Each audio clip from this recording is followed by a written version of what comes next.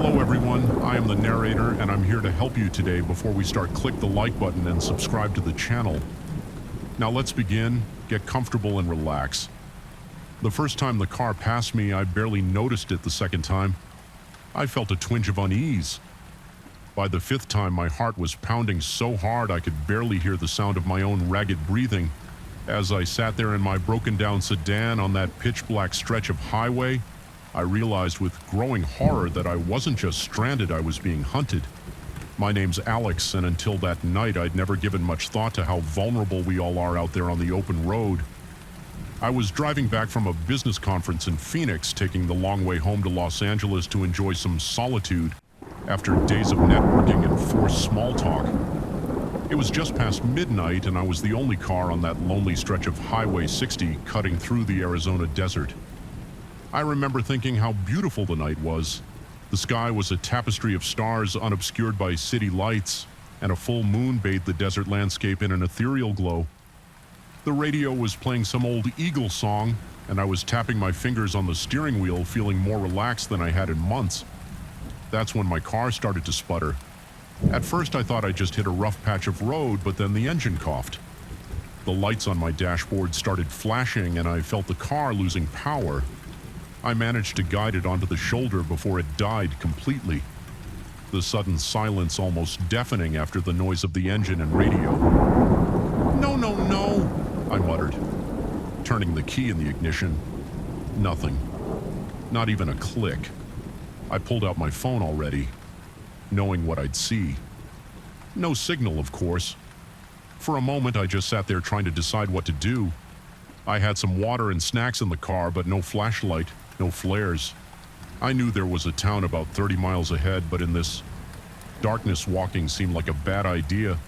My best bet was to wait for another car to pass by and hope they'd stop to help. That's when I saw the headlights in my rearview mirror relief washed over me as I watched the car approach. I turned on my hazard lights and stepped out of the car, waving my arms to get their attention. But the car didn't slow down. It sped past me, kicking up a cloud of dust that made me cough as it disappeared into the darkness ahead. I caught a glimpse of a dark sedan, its taillights fading into the night. "Thanks for nothing," I grumbled. Getting back into my car, I tried the engine again, more out of hope than expectation, still nothing. As I leaned back in my seat trying to figure out my next move, I saw headlights in my mirror again. At first I thought it was another car, but as it got closer I realized with a start that it was the same dark sedan that had passed me before it was coming back. My heart leapt. Maybe they'd realized I was in trouble and turned around to help, but once again the car sped past without slowing this time, though I could have sworn it slowed down just a little as it passed me. An uneasy feeling started to creep over me twice. Could be a coincidence, but it felt off somehow. I locked my doors, suddenly very aware of how exposed I was out here. The desert, which had seemed so beautiful earlier, now felt vast and threatening. Every shadow looked like it could be hiding something or someone. 10 minutes passed, 15. I was starting to think I'd overreacted when I saw those headlights again. The same car coming back for a third pass this time. There was no doubt it slowed considerably as it approached enough that I could make out the silhouette of a driver alone in the car. But before I could get a good look, it sped up again, disappearing into the night. My palms were sweating now, my heart racing. This wasn't normal behavior. No one drives back and forth on an empty highway in the middle of the night. Not unless they're looking for something or someone. I tried my phone again, still no signal. I thought about trying to flag down the next car that passed, but the idea of stepping out of my vehicle suddenly seemed terrifying. What if it was the sedan again? What if this time it stopped? The minutes crawled by, each one feeling like an hour. I jumped at every sound, the creak of the cooling engine, the whisper of wind across the desert, and all the while I watched my mirrors, dreading the appearance of those headlights. I didn't have to wait long for the fourth time the sedan approached. This time it slowed to a crawl as it passed me. I shrank down in my seat, trying to make myself as small as possible through the glare of the headlights. I could see the driver turning his head to look at me as he passed. In that moment, I knew with certainty that whatever was happening, it wasn't good. This person, whoever they were, had singled me out. They were toying with me like a cat playing with a mouse before going in for the kill. As soon as the car passed, I made a decision I had to get out of here. Even if it meant walking, it had to be safer than sitting here waiting for whatever this was to play out. I grabbed my phone and the bottle of water from the cup holder, took a deep breath, and opened my car door.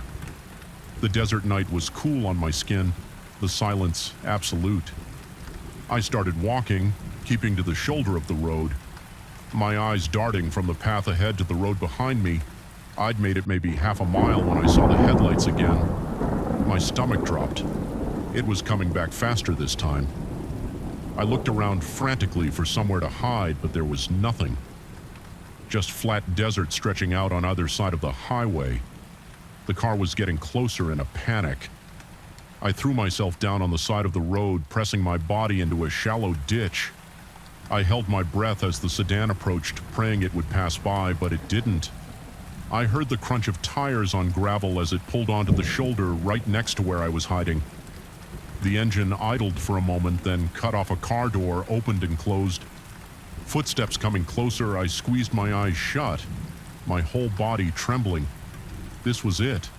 Whatever sick game this person had been playing, it was about to end. "Hey, are you okay down there?" The voice was female, concerned.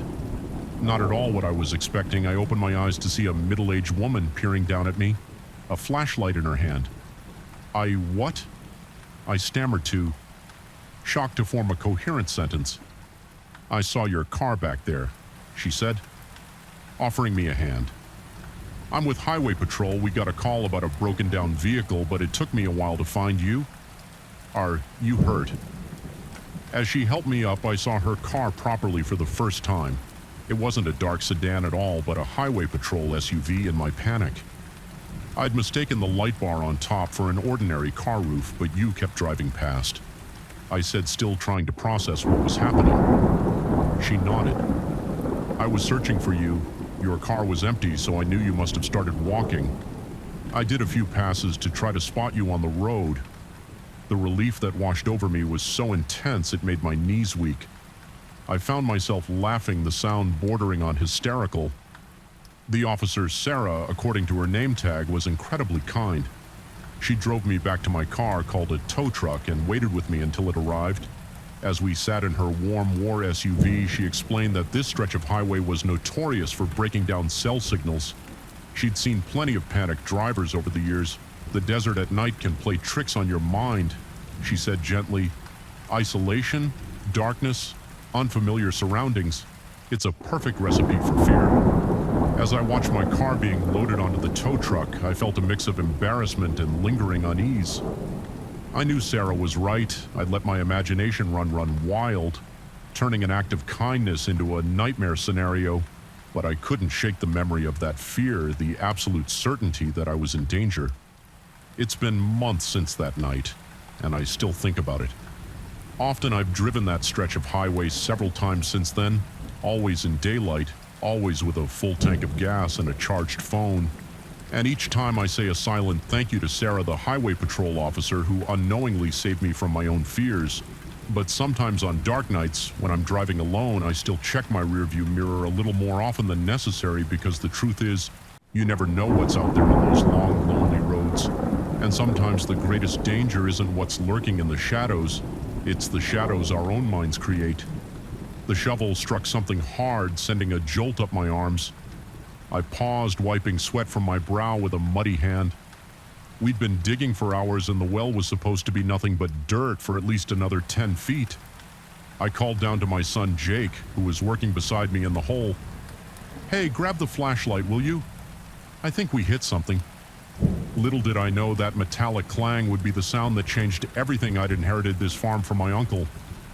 6 months ago, it was a fixer-upper, to put it mildly, but it was a chance for a fresh start. After the divorce, Jake and I had thrown ourselves into the work, fixing fences, repairing the barn, and now digging a new well. The old one had run dry years ago, and we needed water. If we were going to make a go of this place, Jake shone the flashlight where my shovel had struck the beam, reflected off something smooth and metallic, a stark contrast to the dark earth surrounding it. "What is that, Dad?" Jake asked, his voice a mix of curiosity and apprehension. I shrugged already, scraping away more dirt with my hands. "I don't know, but let's find out." As we dug, the object began to take shape. It was a metal container about the size of a small suitcase. It looked old, the once shiny surface now pitted and corroded. My mind raced with possibilities: a time capsule, buried treasure, or just some farmer's junk tossed in a hole and forgotten. It took another hour of careful digging to free the container from the earth. By the time we had out of the well, the sun was setting, casting long shadows across the field. We carried our find back to the barn, both of us silent, lost in our own thoughts about what might be inside. Under the harsh glare of the barn's floodlights, I examined the container more closely. It was sealed tight with no obvious way to open it. A faded inscription was barely visible on one side, but years of corrosion had made it illegible. "Should we open it?" Jake asked, practically bouncing with excitement.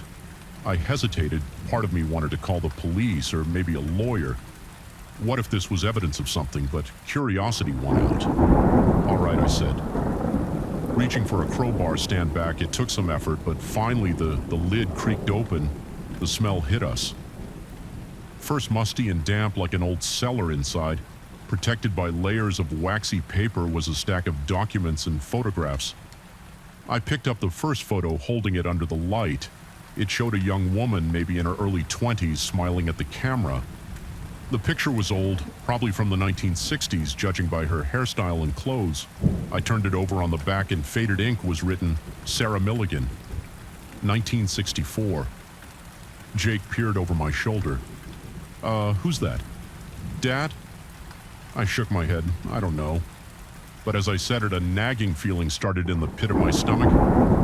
The name Milligan sounded familiar, but I couldn't place why we spent the next hour going through the contents of the box. There were more photos, all of the same young woman, Sarah, at various locations around what looked like this very farm.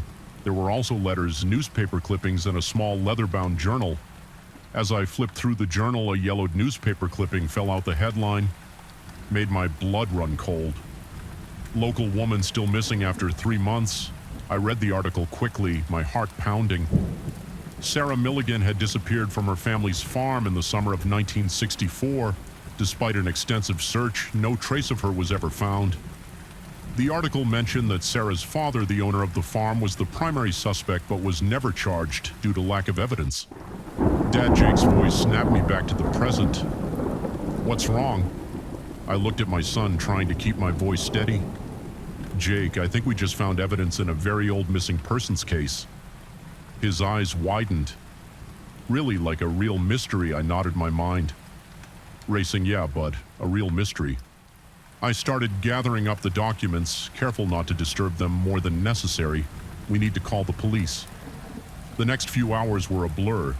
Deputies came out to the farm, followed by detectives and a crime scene unit. Our quiet little farmhouse became the center of a whirlwind of activity. Jake and I were questioned separately, telling and retelling how we'd found the box. It was past midnight when things finally calmed down. The box and its contents had been taken away as evidence, and we'd been told not to discuss the case with anyone, as if we knew anyone to discuss it with. We were still new in town, barely knew our neighbors. I tucked Jake into bed, his head full of excitement about our discovery, but sleep eluded me. I sat at the kitchen table, a cold cup of coffee in front of me, staring out at the darkened fields. What had happened to Sarah Milligan, and why did her name sound so familiar? The next morning I drove into town, determined to do some digging of my own. The local library was small, but it had archives of the town's newspaper going back decades. I spent hours poring over microfiche, reading everything I could about the Milligan case. Sarah had been 23 when she disappeared, engaged to be married. Her fiancé had reported her missing when she didn't show up for a date. The last person to see her was her father, James Milligan, who claimed she'd left the farm to run errands in town. As I read, pieces started falling into place. James Milligan, that was my uncle's name, the uncle who'd left me this farm with a growing sense of dread. I realized why Sarah's name had sounded familiar. My mother had mentioned her once. Years ago, a cousin who'd gone missing before I was born. I left the library in a daze, my mind reeling. Had my uncle been involved in Sarah's disappearance? Had I inherited not just a farm, but a dark family secret? When I got home, there was a police car in the driveway, Detective Reeves. The lead investigator was waiting for me. "Mr. Collins," she said as I got out of my truck, "we need to talk." We sat at the kitchen table, the same one where I'd spent a sleepless night. Detective Reeves didn't waste time on pleasantries. "We've identified the DNA on some of the items in the box." She said, her eyes pouring into mine. "It matches Sarah Milligan. We're treating this as a homicide investigation now," I nodded. Not trusting myself to speak, "Mr. Collins, I have to ask, did you know anything about this before you found that box?" I shook my head vehemently. "No, absolutely not. I inherited this farm from my uncle 6 months ago. I never even met him." She raised an eyebrow. "Your uncle?" I took a deep breath. "James Milligan, Sarah's father." Detective Reeves leaned back. Surprised, "You're related to the Milligans." I explained what I'd learned at the library about the connection I'd only just discovered as I talked. I could see the wheels turning in the detective's mind. "Mr. Collins, I'm going to be straight with you," she said. "When I finish, this complicates things. We're going to need to do a thorough search of the property, and I'm afraid you and your son might need to find somewhere else to stay for a while." I nodded. "Feeling numb, of course. Whatever you need." The next few weeks were a nightmare. The farm became a crime scene with police and forensic teams combing every inch of the property. Jake and I moved into a motel in town, watching from afar as our new home was torn apart in search of evidence. The story hit the local news, then went national. Suddenly, our quiet little town was overrun with reporters and true crime enthusiasts. Everyone wanted to know about the mysterious box, about Sarah Milligan, about the farmer who'd inherited a decades-old secret. I tried to shield Jake from the worst of it, but it was impossible to hide everything. He was old enough to understand the basics of what was happening, and his initial excitement about solving a mystery had given way to a more somber understanding of the reality we were facing. It was Jake who asked the question I'd been avoiding. "Dad, do you think Uncle James did it? Do you think he killed Sarah?" I pulled him close, wishing I had a better answer. "I don't know, buddy, I really don't know." As the investigation dragged on, more details emerged. Old case files were reopened. Witnesses reigned. The picture that emerged was a sad one. Sarah had wanted to leave the farm to start a life with her fiancé. James Milligan had opposed the marriage, wanting Sarah to stay and help run the family business. But there was no smoking gun, no confession, just a lot of circumstantial evidence and a family torn apart by secrets and suspicion. Finally, after nearly 2 months, we were allowed to return to the farm. The police had found no other evidence, and while the investigation remained open, they had no reason to keep us from our home. The farm felt different now. Every creaking floorboard, every rustle in the field seemed to whisper of long-buried secrets. I found myself avoiding the spot where we'd found the box, as if Sarah's ghost might be lingering there. As we settled back into our routines, I couldn't shake the feeling that we were living in the shadow of a tragedy. The farm that was supposed to be our fresh start now felt tainted, haunted by the echoes of the past. But we stayed partly because we had nowhere else to go, but also because it felt like we owed it to Sarah to uncover the truth, to bring her story to light.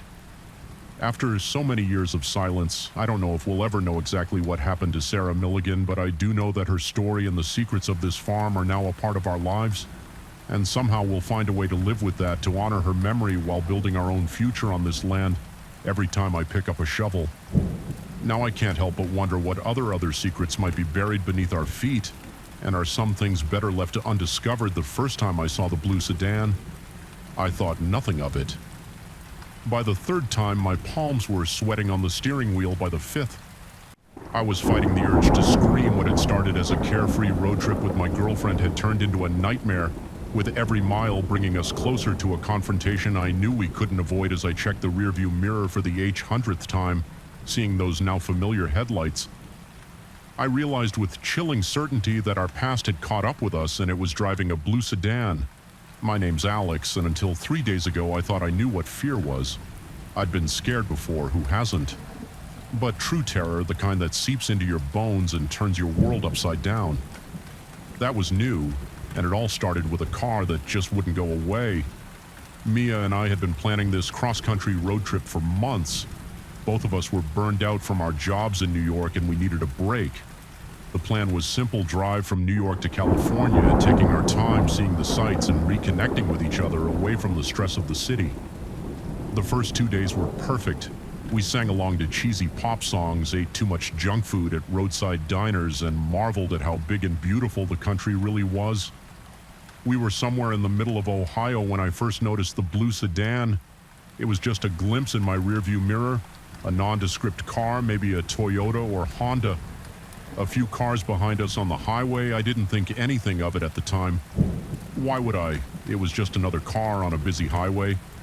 But then we stopped for gas about an hour later and I saw it pull into a pump across from us again. I didn't really register it. Lots of people need gas, right?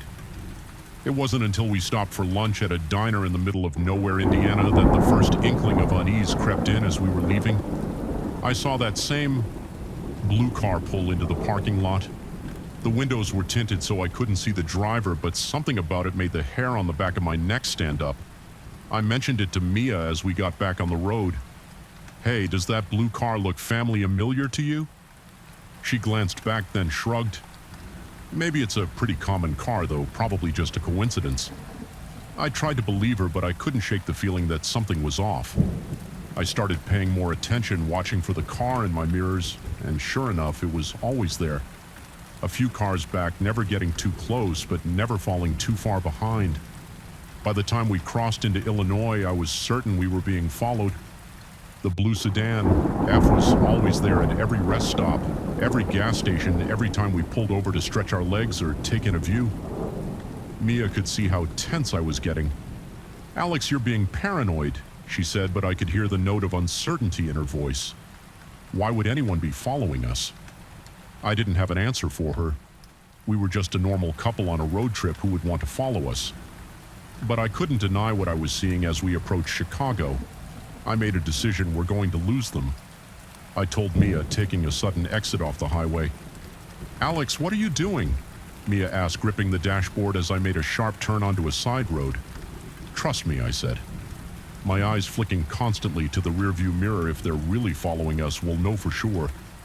Now I drove us through a maze of suburban streets, making random turns, doubling back on ourselves for a while. I thought we'd lost them, but then, as we merged back onto a main road, I saw it, the blue sedan still behind us. "Oh my God," Mia whispered, "you were right." Fear gave way to determination. I pressed down on the accelerator, weaving through traffic, taking random exits and back roads. But no matter what I did, the blue sedan stayed with us always. Just within sight as night fell, we found ourselves on a lonely two-lane highway. Somewhere in western Illinois, we hadn't seen another car for miles. Just us and the blue sedan, its headlights burning in our rearview mirror, and we need to confront them. I said, my knuckles white on the steering wheel. "This has gone on long enough." Mia looked at me, her face pale in the dashboard. "Lights, are you sure that's safe?" I wasn't sure of anything anymore, but I knew we couldn't keep running. We don't have a choice. We're almost out of gas, and we can't keep driving forever. I saw a turnoff ahead, a dirt road leading into a field without signaling. I made a sharp turn, kicking up dust as we bumped down the uneven track. The blue sedan followed about a quarter mile, and I stopped the car and cut the engine. The blue sedan pulled up behind us, its headlights illuminating our car in stark relief. "Stay in the car," I told me. My heart pounding so hard I could barely hear my own voice. "Lock the doors if anything happens. Drive away as fast as you can," before she could protest. I was out of the car, squinting into the glare of the headlights. "Who are you?" I shouted. "Why are you following us?" For a long moment, nothing happened. Then, slowly, the driver's door of the blue sedan opened. A figure stepped out back, lit by the headlight. "So I couldn't make out any features, Alex." A familiar voice called out, and I felt my world tilt. "Sideways, is that really you?" As the figure stepped forward, I felt my legs go weak. It was a face I hadn't seen in 5 years. A face I never expected to see again, Dad. I whispered. The man who had abandoned my mother and me when I was 17 stood before me, older and grayer, but unmistakably my father. "What are you doing here?" I asked, my voice shaking with a mix of emotions I couldn't even begin to untangle. Why have you been following us? He took another step forward, his hands raised as if to show he meant no harm. I saw you in Ohio. I couldn't believe it at first. I've been trying to work up the courage to talk to you. I heard Mia's door open behind me. Alex, what's going on? My father's eyes flickered to her, then back to me. Is this your girlfriend? I nodded, still too shocked to form words. I'm sorry, he said, and I could hear the tears in his voice. I'm so sorry for everything. When I saw you, I couldn't let you go again without trying to make things right. 1,000 questions raced through my mind. Where had he been all these years? Why now? How did he expect to make up for 5 years of absence with a creepy highway stalking routine? But what came out was, you scared the hell out of us. He laughed a sad, broken sound. I know I didn't mean to. I didn't know how to approach you. Every time I worked up the courage, I'd lose it at the last second. Mia came to stand beside me, her hand slipping into mine. Maybe we should all talk, she said softly. There's a diner about 10 miles back. We could get some coffee. Sort this out. I looked at her then, back at my father. Part of me wanted to get back in the car and drive away to leave him standing there in the dust like he'd left us all those years ago. But another part, a part I'd thought long dead, wanted answers. Okay, I said finally. But we're taking separate cars, and if you try anything funny, we're gone, understand? He nodded. Really?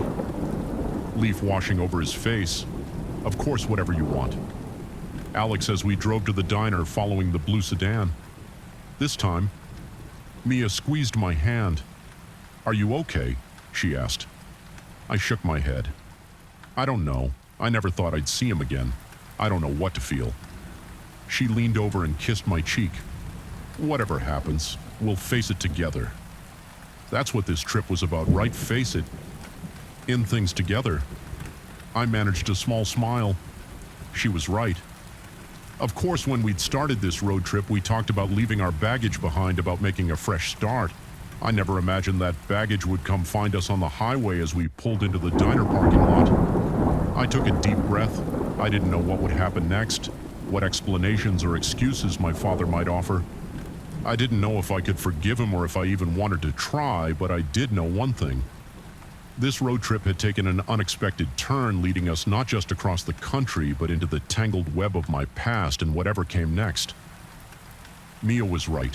We'd face it together. I stepped out of the car, ready to confront the man who had followed us across 3 states, the man who had once been my father, ready to hear his story, and maybe, just maybe, to start writing a new chapter in our own. As we walked into the diner, the smell of coffee and the hum of late-night conversations washing over us, I realized that sometimes the most important journeys aren't about the destinations we plan, but the unexpected detours that force us to face the things we've been running from all along. The last time I saw Eliza Thompson, she was laughing. It's an image seared into my memory. Her head thrown back. Long dark hair catching the golden light of the sunset, the sound of her joy carried away by the sea breeze. I didn't know then that it would be the last time I'd ever see her, that in less than 12 hours she would vanish, without a trace, leaving behind nothing but questions and a growing sense of dread that threatened to swallow us all. I'm getting ahead of myself. Let me start at the beginning. My name is Michael Chen, and I was a security officer aboard the Emerald Princess, a luxury cruise ship making its way through the Caribbean. It was my 3rd year on the job, and I thought I'd seen it all. Drunken brawls, petty theft, the occasional medical emergency. Nothing I couldn't handle, but Eliza's disappearance, that was something else entirely. It started like any other day at sea. I began my shift at 6 a.m., making my rounds through the ship's corridors and public areas. Everything was quiet, most passengers still asleep in their cabins as I passed by the ship's grand atrium. I nodded to Eliza, who was just finishing up her night shift at the reception desk. Morning, Michael, she said, stifling a yawn. Anything exciting planned for today? I shrugged. Just the usual. You should get some rest. You look beat. She laughed. Gathering her things. Oh, I will, but first I'm going to watch the sunrise from my favorite spot on the upper deck. Want to join me? I hesitated. I was on duty, but it was a quiet morning. Sure, why not? I could use some fresh air. We made our way to a secluded spot on deck 16, leaning against the railing as the sky slowly lightened. Eliza closed her eyes, breathing in the salty air. "I love this," she said softly. "No matter how many cruises I work, this never gets old." I watched her out of the corner of my eye, struck by how peaceful she looked. We'd become friends over the past few months, sharing meals in the crew mess and swapping stories during our off hours, but in that moment I realized there was still so much I didn't know about her. "How long have you been working on cruise ships?" I asked. She opened her eyes, a wistful smile playing on her lips. 5 years now. It was supposed to be just a gaper thing after college, but I fell in love with it. The travel, the people, the sense of adventure. I nodded, understanding completely. It was why I'd stayed with this job too. Despite the long hours and time away from home, we chatted for a while longer as the sun crept above the horizon, painting the sky in brilliant oranges and pinks. Finally, Eliza yawned again. "I should really get some sleep," she said. "Thanks for the company. Michael, see you later." I nodded, watching as she walked away. It was the last time I would see her alive. The rest of my shift passed uneventfully. It wasn't until that evening during the nightly staff meeting that I realized something was wrong. Eliza wasn't there. Has anyone seen Thompson? "Our supervisor?" Rita asked. Frowning at her clipboard, she was supposed to start her shift an hour ago. Murmurs of confusion RI through the room. It wasn't like Eliza to be late, let alone miss a shift entirely. "I saw her this morning. I offered she was heading to her cabin to sleep after the night shift." Rita's frown deepened. "Can you go check on her? Make sure she's all right?" I nodded, an uneasy feeling settling in my stomach as I made my way to the crew quarters. I knocked on Eliza's door, calling her name. No response. I used my master key to enter, half expecting to find her sound asleep. The cabin was empty. The bed was made, looking like it hadn't been slept in Eliza's uniform for the evening. Shift was laid out neatly on a chair. Her phone was on the nightstand. It screened dark. I radioed Rita. "She's not here. The cabin looks untouched since this morning." There was a long pause before Rita responded. "Initiate search protocol." Now the next few hours were a blur of activity. We combed every inch of the ship from the engine room to the uppermost decks. We reviewed security footage, interviewed crew members and passengers, but there was no sign of Eliza. The last confirmed sighting of her was on the security camera outside her cabin at 7:12 a.m. The footage showed her entering her room, closing the door behind her, and then nothing. No footage of her leaving, no sign of disturbance. It was as if she had simply vanished into thin air as the night wore on and our search turned up nothing. The atmosphere on the ship grew tense. Passengers began to notice the increased security presence. Whispering among themselves, rumors started to spread by morning. We had to face facts. We had a missing person on our hands. The captain made an announcement asking for any information about Eliza's work. Whereabouts her picture was displayed on screens throughout the ship. We contacted the nearest port authorities and the cruise Lynn's head office. A Coast Guard search was initiated, though we all knew the chances of finding someone in the vast expanse of the Caribbean were slim to none. I couldn't shake the feeling that I was somehow responsible. If only I'd walked her to her cabin that morning, if only I'd checked on her sooner. The image of her laughing in the sunrise haunted me as the investigation ramped up. I found myself recounting every detail of my last interaction with Eliza to a stern-faced detective from the ship's security team. Did she seem nervous? Distracted? Did she mention any plans for the day, he asked. I shook my head. No, she seemed happy, relaxed. She was looking forward to getting some sleep. The detective's eyes narrowed. And you're sure she went into her cabin? Yes, I said for what felt like the 100th time. The security footage confirms it. He nodded, making a note in his file, and there's no way she could have left without being seen on camera. I hesitated. It shouldn't be possible. The corridor outside the crew cabins is monitored 24/7. But as I said, a chill ran down my spine, because if it wasn't possible, then how had it happened? Days passed and the mystery only deepened. Eliza's cabin was thoroughly searched, revealing nothing out of the ordinary. Her passport, wallet, and all personal belongings were accounted for. There were no signs of a struggle, no evidence of foul play theories, abounded among the crew and passengers alike. Some believed she had somehow fallen overboard, though how she could have done so without anyone noticing was unclear. Others whispered about suicide, but those who knew Eliza dismissed this outright. She had been happy with no signs of depression or distress. The most disturbing theory, the one that kept me awake at night, was that someone on the ship was responsible for her disappearance.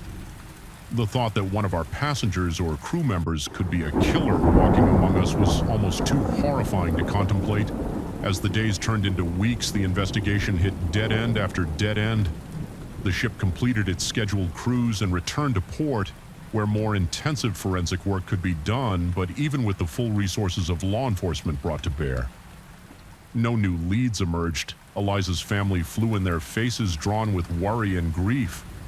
I watched from a distance as they were briefed by the investigators, saw the mother collapse into sobs as the reality of the situation sunk in.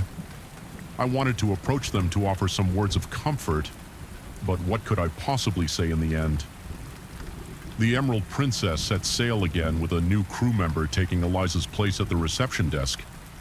Life on board returned to normal, or a semblance of it, but for those of us who had known her, who had searched for her, who had been left behind with nothing but questions, things would never be the same. I stayed on with the cruise line, unable to leave while Eliza's fate remained unknown. Each new port brought a flicker of hope that some clue would surface, that someone somewhere might have seen something, but as months passed with no new information, that hope began to fade. Sometimes in the quiet hours of the night, I find myself on deck 16, staring out at the endless expanse of the sea.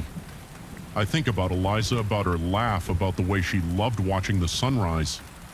I wonder where she is, if she's still out there somewhere, and I can't help but feel that the ocean knows the truth, holding its secrets in its unfathomable depths. The disappearance of Eliza Thompson remains an unsolved mystery, a ghost story whispered among cruise ship crews. For me, it's a constant reminder of how fragile our sense of security can be, how easily a life can vanish. Without a trace, and every time I see a passenger enter their cabin, every time I watch a security camera feed, I can't help but wonder. Could it happen again in this floating city of steel and glass, surrounded by the vast, indifferent sea? Are any of us truly safe?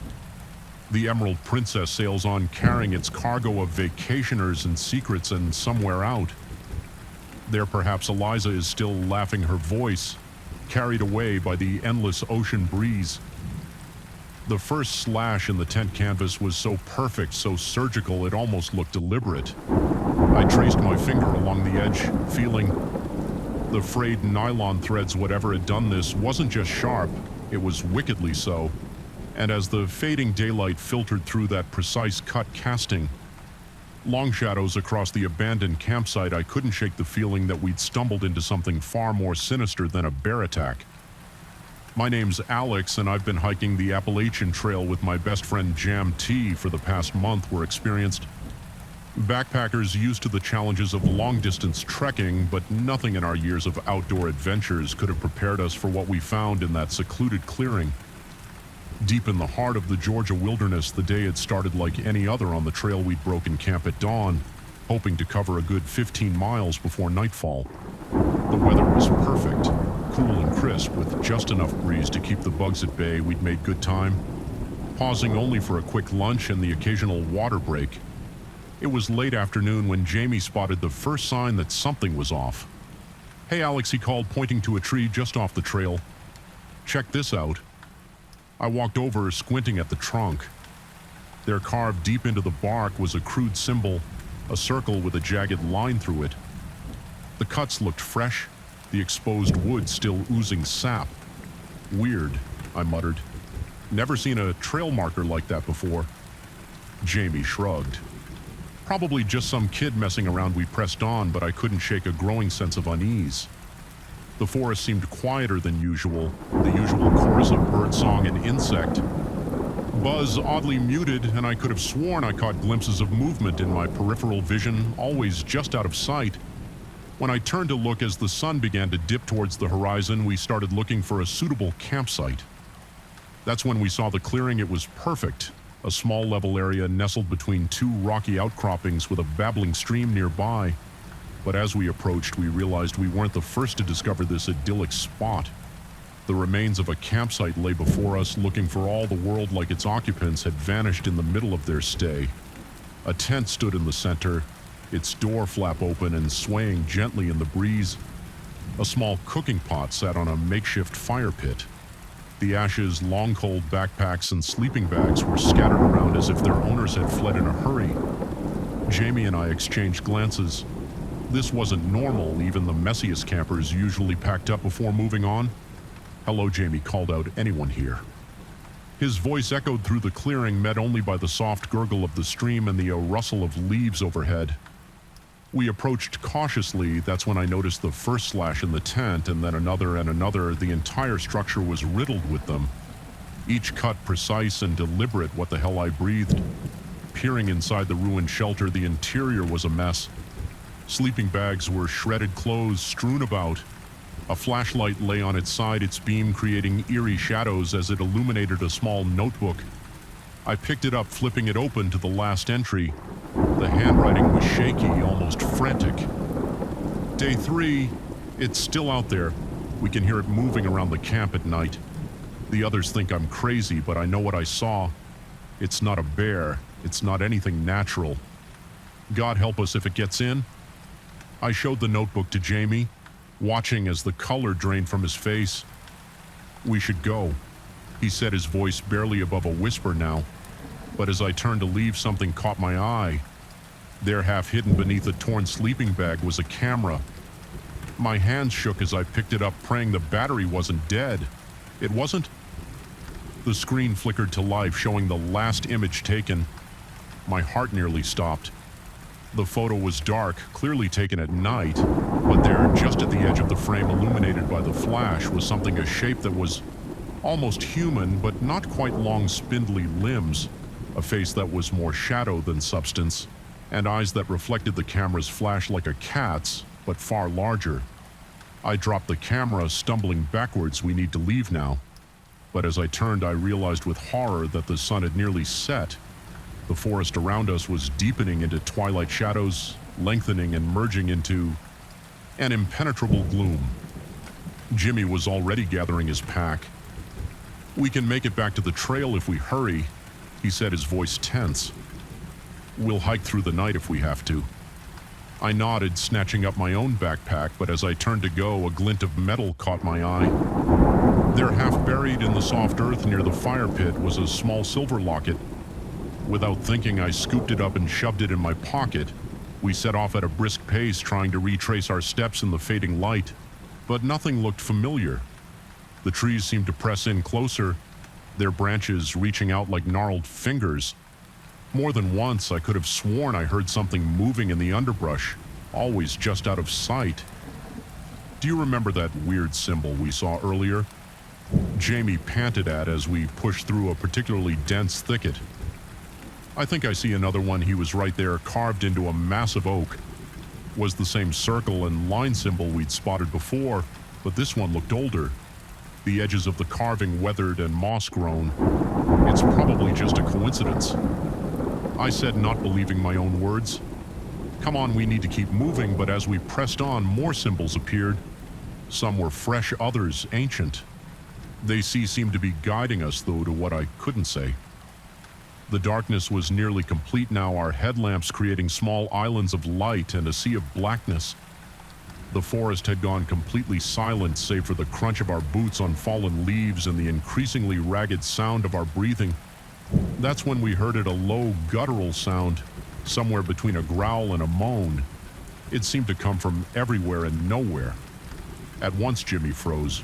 "What was that?" I shook my head, unable to speak. Every instinct screamed at me to run, but I knew that panicking now would only get us more lost. We pushed on, moving as quietly as we could, but the sounds continued, growing closer.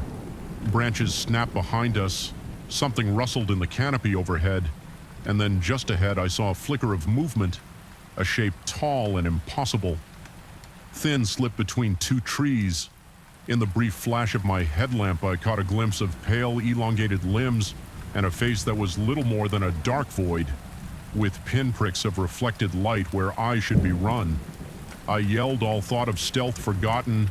We crashed through the undergrowth, blind panic driving us forward. Branches whipped at our faces. Roots threatened to trip us at every step. The sounds behind us grew louder, a cough of inhuman shrieks and growls.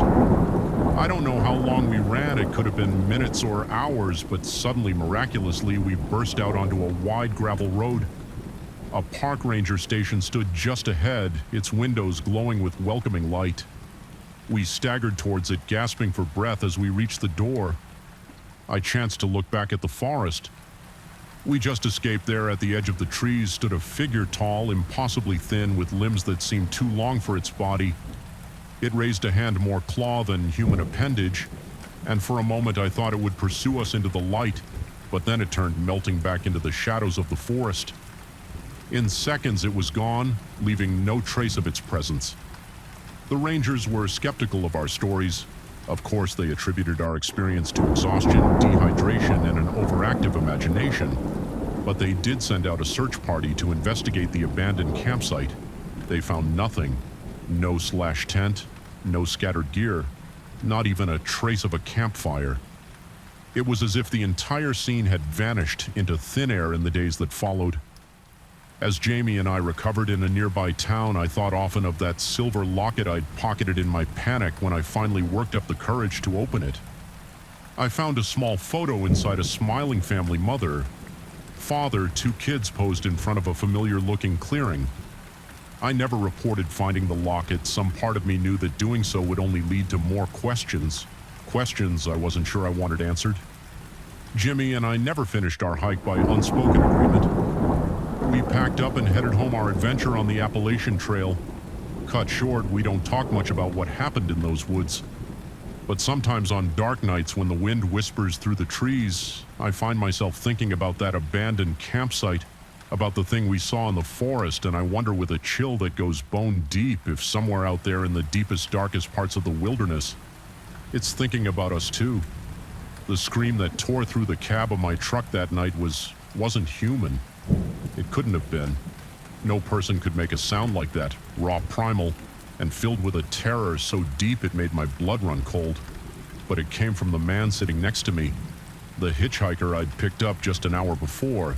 And as his eyes flew open, reflecting the dashboard lights, like some wild animals, I knew with sickening certainty that whatever had just happened, whatever he'd seen in his dreams, was far from over. My name's Jack, and I've been driving big rigs across the country for the better part of 2 decades. I've seen my share of weird stuff out on the lonely highways, ghost lights, inexplicable weather, even the occasional UFO if you catch me after a few beers, but nothing absolutely. Nothing could have prepared me for what happened on that moonless night in the middle of nowhere. Nevada, it had started as a routine haul Phoenix to Seattle with a trailer full of electronics. I was making good time, the miles melting away under my wheels as I cruised through the desert night. The radio kept me company, a mix of old country tunes and late-night talk shows about conspiracy theories and alien abductions. I was about halfway through Nevada when I saw him, a lone figure standing by the side of the road, thumb out. Now, I'm not usually one for picking up hitchhikers, too many horror stories, too many risks.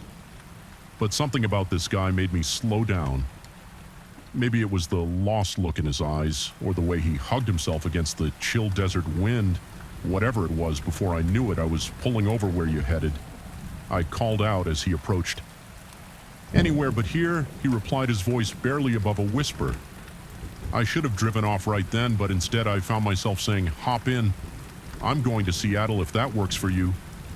He climbed into the passenger seat, bringing with him the smell of dust and something else, something I couldn't quite place up close. He looked young, maybe mid-20s, with shaggy brown hair and eyes that seemed to dart nervously around the cab. "I'm Jack," I said, pulling back onto the highway.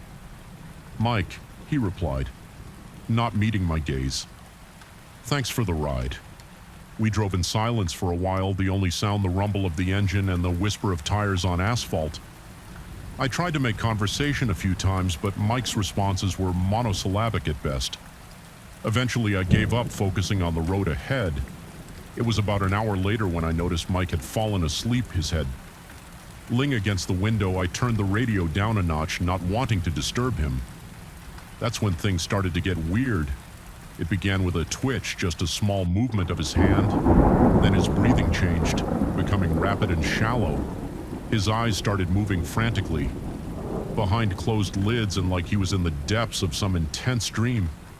I was just about to wake him, worried he might be having some kind of fit, when he started muttering. At first it was too low to make out, but it quickly grew louder. No, please don't let it find me. A chill ran down my spine. His voice was filled with pure, unadulterated fear. "Hey, buddy," I said, reaching out to shake his shoulder.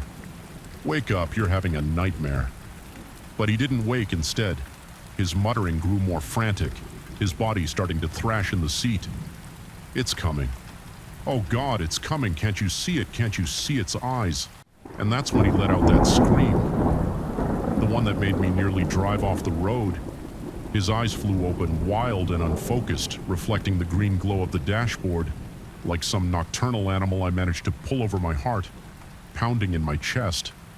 Mike, snap out of it. He turned to look at me, but his eyes seemed to be seeing something else. Something. Beyond me, it followed me.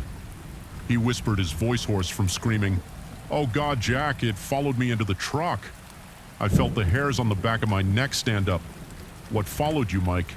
There's nothing here but us." He shook his head violently. "You can't see it, but it's here, it's always here." His eyes darted around the cab, following something invisible. "We have to get out now before I can stop him." He'd thrown open the passenger door and leapt out into the night. I cursed, fumbling with my seatbelt before following him. The desert night was cold and still the only sound. The tick of the cooling engine and Mike's ragged breathing. He stood a few feet from the truck arms, WRA wrapped around himself, shaking like a leaf. "Mike," I said, approaching him slowly like you would a spooked animal. "What's going on? What do you think is following you?" He turned to me, his face pale in the truck's headlights. "I don't know what it is, but it's been after me for days. Ever since I found that thing in the desert." "What thing?" I asked, a sick feeling growing in my gut. Mike reached into his pocket with a shaking hand, pulling out what looked like a small stone, but as he held it up, I realized it wasn't a stone at all. It was some kind of artifact carved with intricate symbols I'd never seen before. In the harsh glare of the headlights, it seemed to shimmer and shift as if the symbols were moving. "I found this out there," Mike said, gesturing vaguely at the dark expanse of desert around us in some kind of old ruin. I thought it might be worth something." He laughed bitterly. I didn't know it would wake it up." "Wake what up?"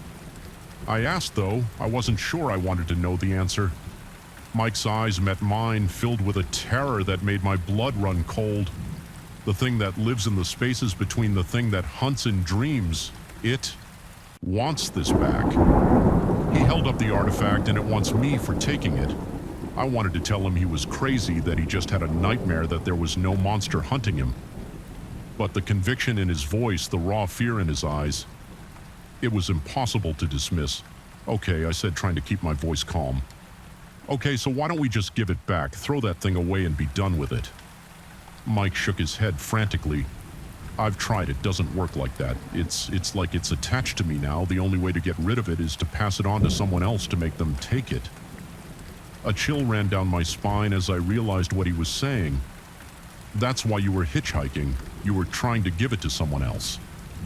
He nodded, tears streaming down his face. I'm so sorry, I didn't want to, but I can't take it anymore. The dreams, the visions, it's driving me insane." I took a step back, suddenly very aware of how isolated we were out here in the desert. "Night, Mike, I won't take that thing, please." He begged, holding out the artifact. "Please, I can't do this anymore, just take it." "You'll see, you'll understand." For a moment, I was tempted. The artifact seemed to call to me, the symbols swirling in a mesmerizing dance.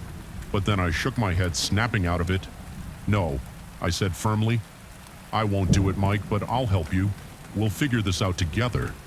"Okay, there's got to be a way to get rid of that thing without passing it on." Mike stared at me for a long moment, his expression unreadable. Then slowly he nodded. "Okay." He whispered, "Okay, we'll try." We got back in the truck, the artifact safely wrapped in a cloth and stowed in the glove compartment as we pulled back onto the highway. I couldn't shake the feeling that something had changed. The night seemed darker, the shadows deeper, and more than once, I could have sworn I saw something moving just at the edge of my headlights, something tall and thin with too many limbs. I don't know what happened to Mike. After I dropped him off in Reno, he said he was going to find an expert, someone who could help him get rid of the artifact for good. I gave him my number, made him promise to call and let me know he was okay.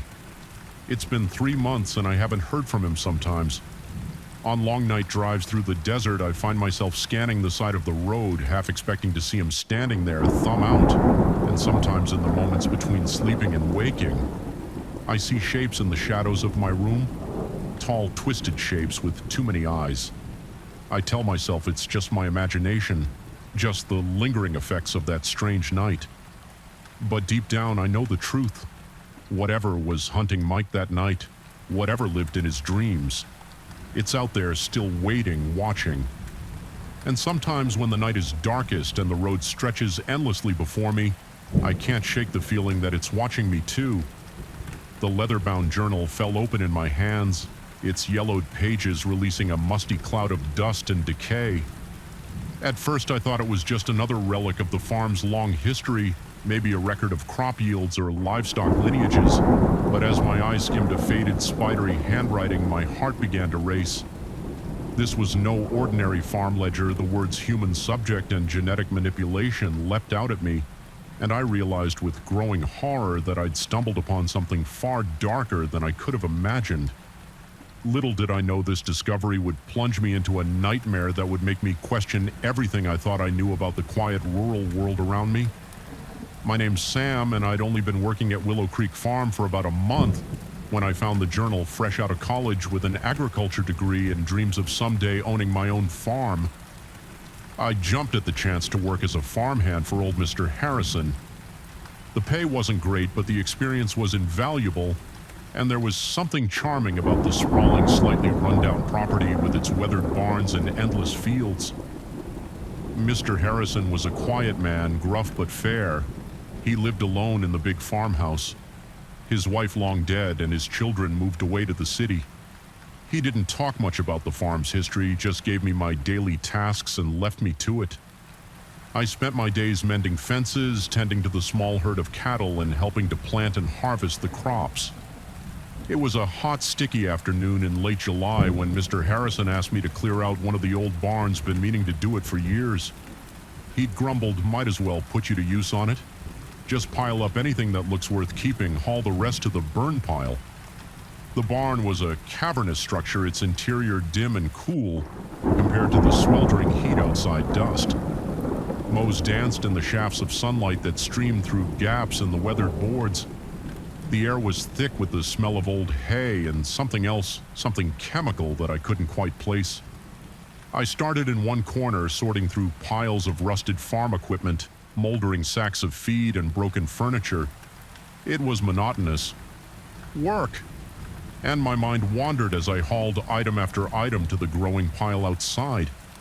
That's when I noticed the loose floorboard. I might have missed it entirely if my boot hadn't caught on the edge, nearly sending me sprawling. Curious, I knelt down to examine it.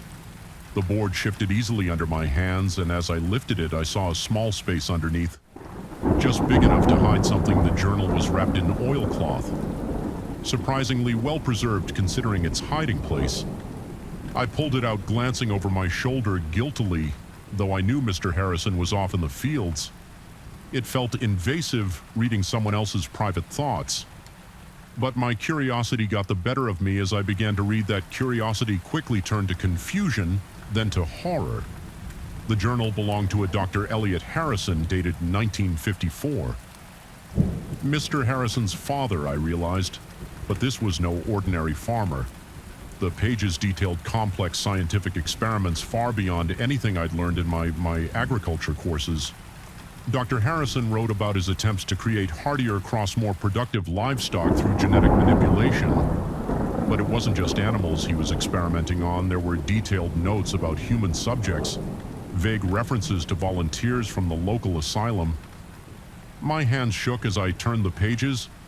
Descriptions of failed experiments of creatures that were neither fully human nor fully animal sketches that turned my stomach, and throughout it all a growing sense of the doctor's obsession, his conviction that he was on the verge of a breakthrough that would revolutionize agriculture in Chang.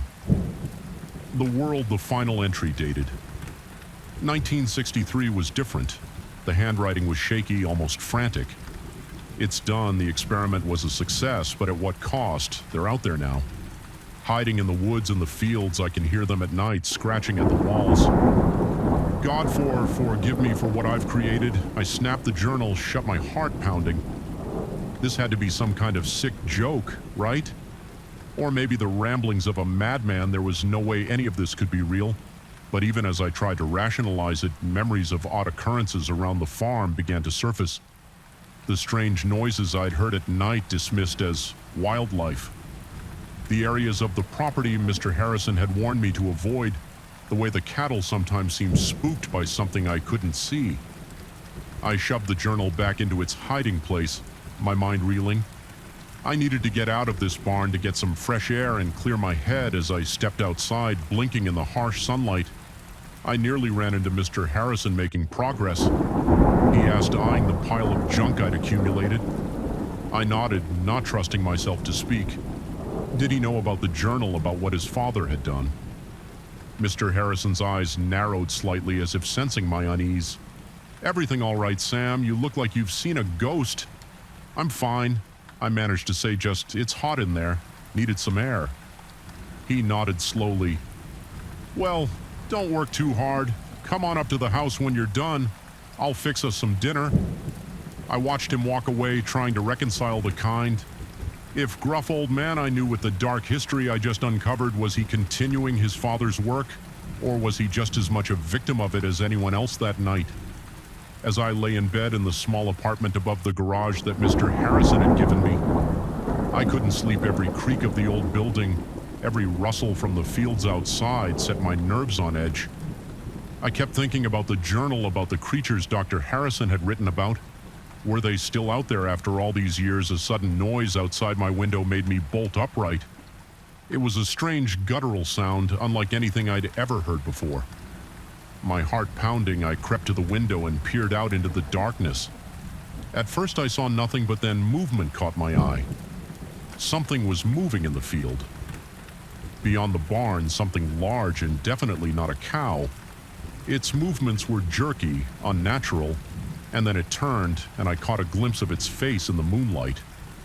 I stumbled back from the window, biting back a scream.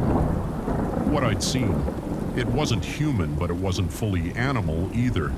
It was something in between, something that should not exist. I spent the rest of the night huddled in my bed, every muscle tense, listening to the sounds of movement outside. When dawn finally broke, I was exhausted but relieved. Surely in the light of day, everything would make sense again, but as the days passed, strange occurrences began to multiply. Tools would go missing, only to turn up in odd places. The cattle grew increasingly agitated, especially at night, and more than once I caught Mr. Harrison staring off into the woods with a troubled expression.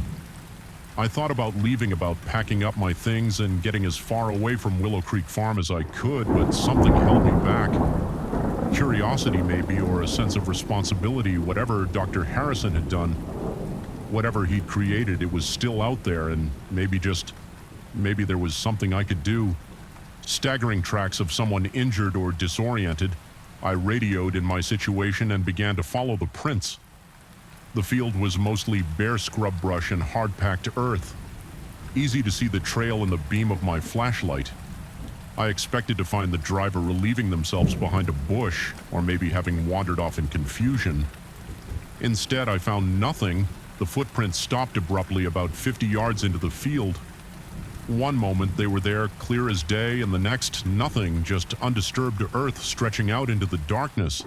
I stood there for a long moment, my mind refusing to process what I was seeing. People don't just vanish. There had to be an explanation. I searched the area thoroughly, widening my circle, looking for any sign of disturbance. Nothing, no scuff marks to indicate someone had jumped or been lifted. No signs of a struggle. Just those footprints ending in the middle of nowhere. By the time backup arrived, I was sweating. Despite the cool night air, my colleague Mike took one look at my face and knew something was off. "What have we got, Sarah?" He asked, his hand instinctively moving to his holster. I explained the situation, showing him the car, the footprints, the impossible ending. He followed me out into the field, his own bewilderment growing with each step. "This is weird," he said, finally standing at the end of the trail. "Really weird. We called in forensics, had the area cordoned off."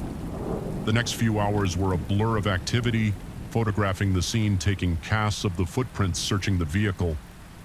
The driver was identified as one David Chen. 37, a software engineer from San Francisco. His family was contacted. No, they hadn't heard from him. Yes, he was driving to visit them in Denver. No, he had no history of mental illness or erratic behavior. As dawn broke, casting long shadows across the field, and we were no closer to an explanation, David Chen had simply vanished, leaving behind a running car and a set of footprints that led nowhere. In the days that followed the investigation, intensified search parties combed the area. Helicopters with thermal imaging scanned for miles around David's phone records. Bank statements and internet history were scrutinized. Missing persons bulletins were issued across multiple states. Nothing, not a single clue as to what had happened to David Chen. Theories abounded, each more outlandish than the last. Some suggested he'd been abducted by criminals, by a cult, by aliens. Others proposed he'd staged his own disappearance. There was talk of secret government experiments, of portals to other dimensions. I tried to stay grounded, to focus on the facts. But the more I dug into the case, the stranger things became. A week after David's disappearance, I received an anonymous tip. The caller, a trembling voice disguised by some kind of modulator, told me to look into something called the Highway of Tears. At first I dismissed it as another crackpot lead, but something about the caller's urgency stuck with me. That night, unable to sleep, I started researching what I found. Chilled me to the bone, the Highway of Tears. It turned out wasn't just one highway. It was a phenomenon reported across multiple states, even multiple countries, lonely stretches of road where people had vanished, without a trace, often leaving behind vehicles in perfect working order. In some cases, there were reports of strange lights in the sky. In others, witnesses described a feeling of lost time, of the world around them seeming to shift and change. The deeper I dug, the more cases I found that mirrored. David's a woman in Alaska whose car was found running her purse still on the seat. Footprints leading into the snow before suddenly stopping. A truck driver in Australia who vanished while making a routine delivery. His rig discovered idling on the side of the Outback Highway. I began to compile a file cross. Referencing cases, looking for patterns. Most of the disappearances happened at night. Many occurred in remote areas. In several cases, witnesses reported electronic malfunctions, radios cutting out phones, losing signal just before the disappearances. As my off-duty hours became consumed by this research, I could feel myself changing. I became jumpy, paranoid. Every time I patrolled that stretch of highway. 50, I found myself SC scanning the horizon, half expecting to see strange lights or shadowy figures. My colleagues noticed the change. Mike confronted me about it one night over coffee at the station. "Sarah, you've got to let this go," he said, his eyes full of concern. "The Chen case is cold. It's eating you up."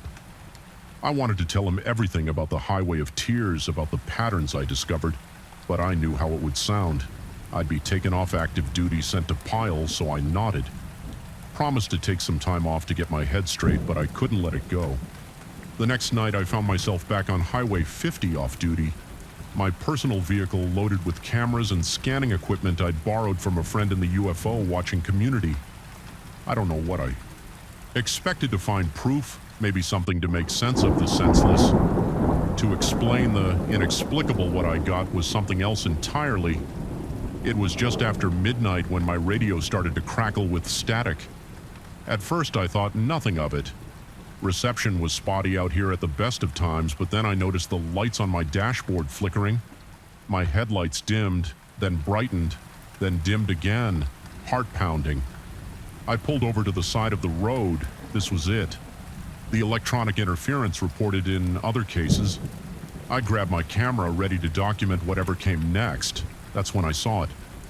A light in the field beside the highway, not a flashlight or a vehicle headlight, but something different. It pulsed with a soft bluish glow, hovering about 6 feet off the ground. I stepped out of my car camera, forgotten in my hand. The light seemed to beckon to me, pulling me forward. I took one step, then another. Somewhere in the back of my mind, a voice was screaming at me to stop, to get back in the car, to drive away as fast as I could. But it was drowned out by an overwhelming sense of curiosity, of longing. I had to know what the light was, had to understand. I don't know how long I walked. Time seemed to lose all meaning. The light stayed just ahead of me, always just out of reach.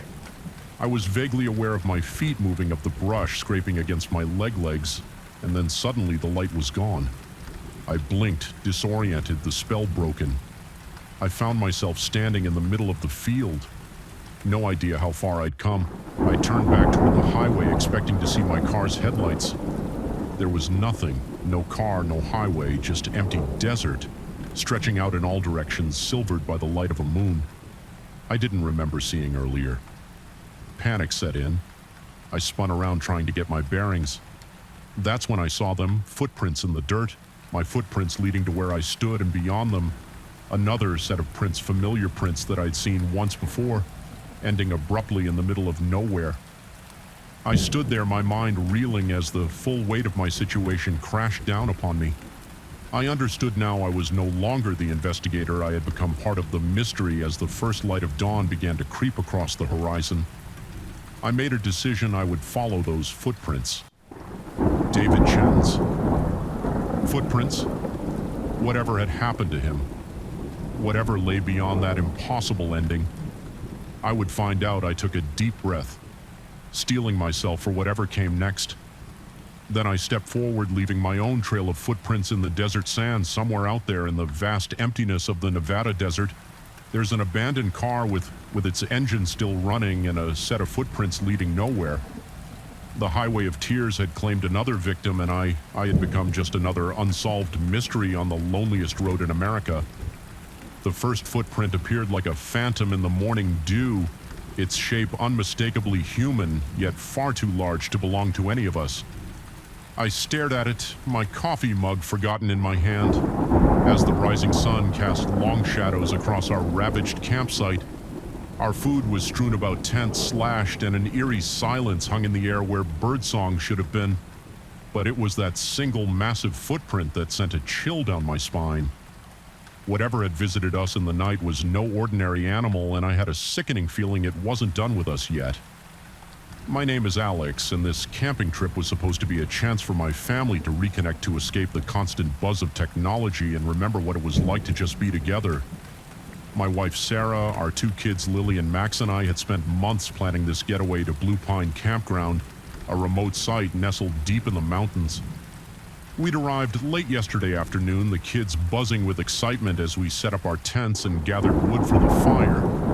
As the sun set, we roasted marshmallows and told ghost stories, our laughter echoing through the trees. It felt perfect, like we'd finally found a way to pause the hectic pace of our lives and just breathe. If only I'd known then how quickly our idyllic retreat would turn into a nightmare. The first sign that something was wrong came in the middle of the night. I woke to the sound of rustling outside our tent, far too loud to be a raccoon or any of the small wildlife we'd been warned about. Grabbing my flashlight, I unzipped the tent flap and peered out the beam of light. Caught a flash of movement at the edge of our campsite. Something large ducked behind a tree too quickly for me to make out its shape. Heart pounding, I zipped the tent back up and lay awake for hours listening to the sounds of something large moving around our camp. When morning came, the full extent of the intrusion became clear. Our cooler had been upended, its contents scattered across the ground. Claw marks scored the sides of our tents, and there in a patch of bare earth was that enormous footprint. "Alex, what's going on?" Sarah's voice snapped me out of my daze. She stood in the entrance of our tent, her eyes widening as she took in the scene. I tried to keep my voice calm for her sake. Looks like we had a visitor last night, probably a bear. But even as I said it, I knew it wasn't true. Bears didn't leave footprints like that. As Sarah woke the kids and we began to clean up the mess, I couldn't shake the feeling that we were being watched. The forest around us seemed too quiet, the shadows between the trees. Too deep. "Dad, can we go home now?" Lily asked, her voice small and frightened as she clutched her stuffed rabbit. I wanted nothing more than to say yes, to pack up our things and drive back to the safety of civilization. But when I tried to start the car, my blood ran cold. The engine sputtered and died, refusing to turn over no matter how many times I tried. "It's okay," I told my family, trying to project a confidence. I didn't feel, probably just a dead battery. I'll hike down to the ranger station and get help. Sarah grabbed my arm, her eyes wide with fear. "You can't go out there alone. What if whatever did this is still out there?" I hesitated. She was right, of course, but what choice did we have? In the end, we decided to stick together. We packed some supplies and started down the trail towards the ranger station. It was only 5 miles, an easy hike under normal circumstances, but with every snapping twig and rustle in the underbrush, our nerves frayed a little more. We were about halfway there when Max spotted it. Another footprint, this one pressed into a patch of mud beside the trail. It was even larger than the first and fresher. "It's following us," Sarah whispered, pulling the kids close. I wanted to reassure her, to say it was probably just coincidence, but the words stuck in my throat because deep down I knew she was right. We picked up our pace, the kids whimpering as branches scratched at their arms and legs. The sun was starting to set, the forest growing darker by the minute, and still the ranger station seemed no closer. That's when we heard it, a low rumbling growl that seemed to come from everywhere and nowhere. At once Lily screamed and Max burst into tears. "Run," I yelled, scooping up Lily as Sarah grabbed Max's hand. We tore down the trail, blind panic driving us forward. Branches whipped at our faces. Roots threatened to trip us at every step, and all the while, that growl grew louder, closer. I chanced to look back and immediately wished I hadn't. Something was moving through the trees behind us, something massive and dark. I caught a glimpse of glowing eyes and a flash of teeth before I turned back, running faster than I ever had in my life. We burst into a small clearing, gasping for breath, and there, like a miracle, was a cabin. Not the ranger station we'd been aiming for, but at that moment it looked like salvation. I didn't stop to question our luck. We raced for the door, praying it would be unlocked. The handle turned under my grip and we tumbled inside, slamming the door behind us. For a long moment, we just stood there, chests heaving, listening to the sounds of something large circling the cabin. Scratching noises came from the walls and a low, frustrated growl echoed through the night. "What is it? Daddy?" Lily whimpered, burying her face in my shoulder. "I don't know, sweetheart," I said, stroking her hair, "but we're safe in here. It can't get us." As our eyes adjusted to the gloom, we began to take in our surroundings. The cabin was small, just one room with a fireplace, a few pieces of rustic furniture, and shelves lined with canned goods and supplies.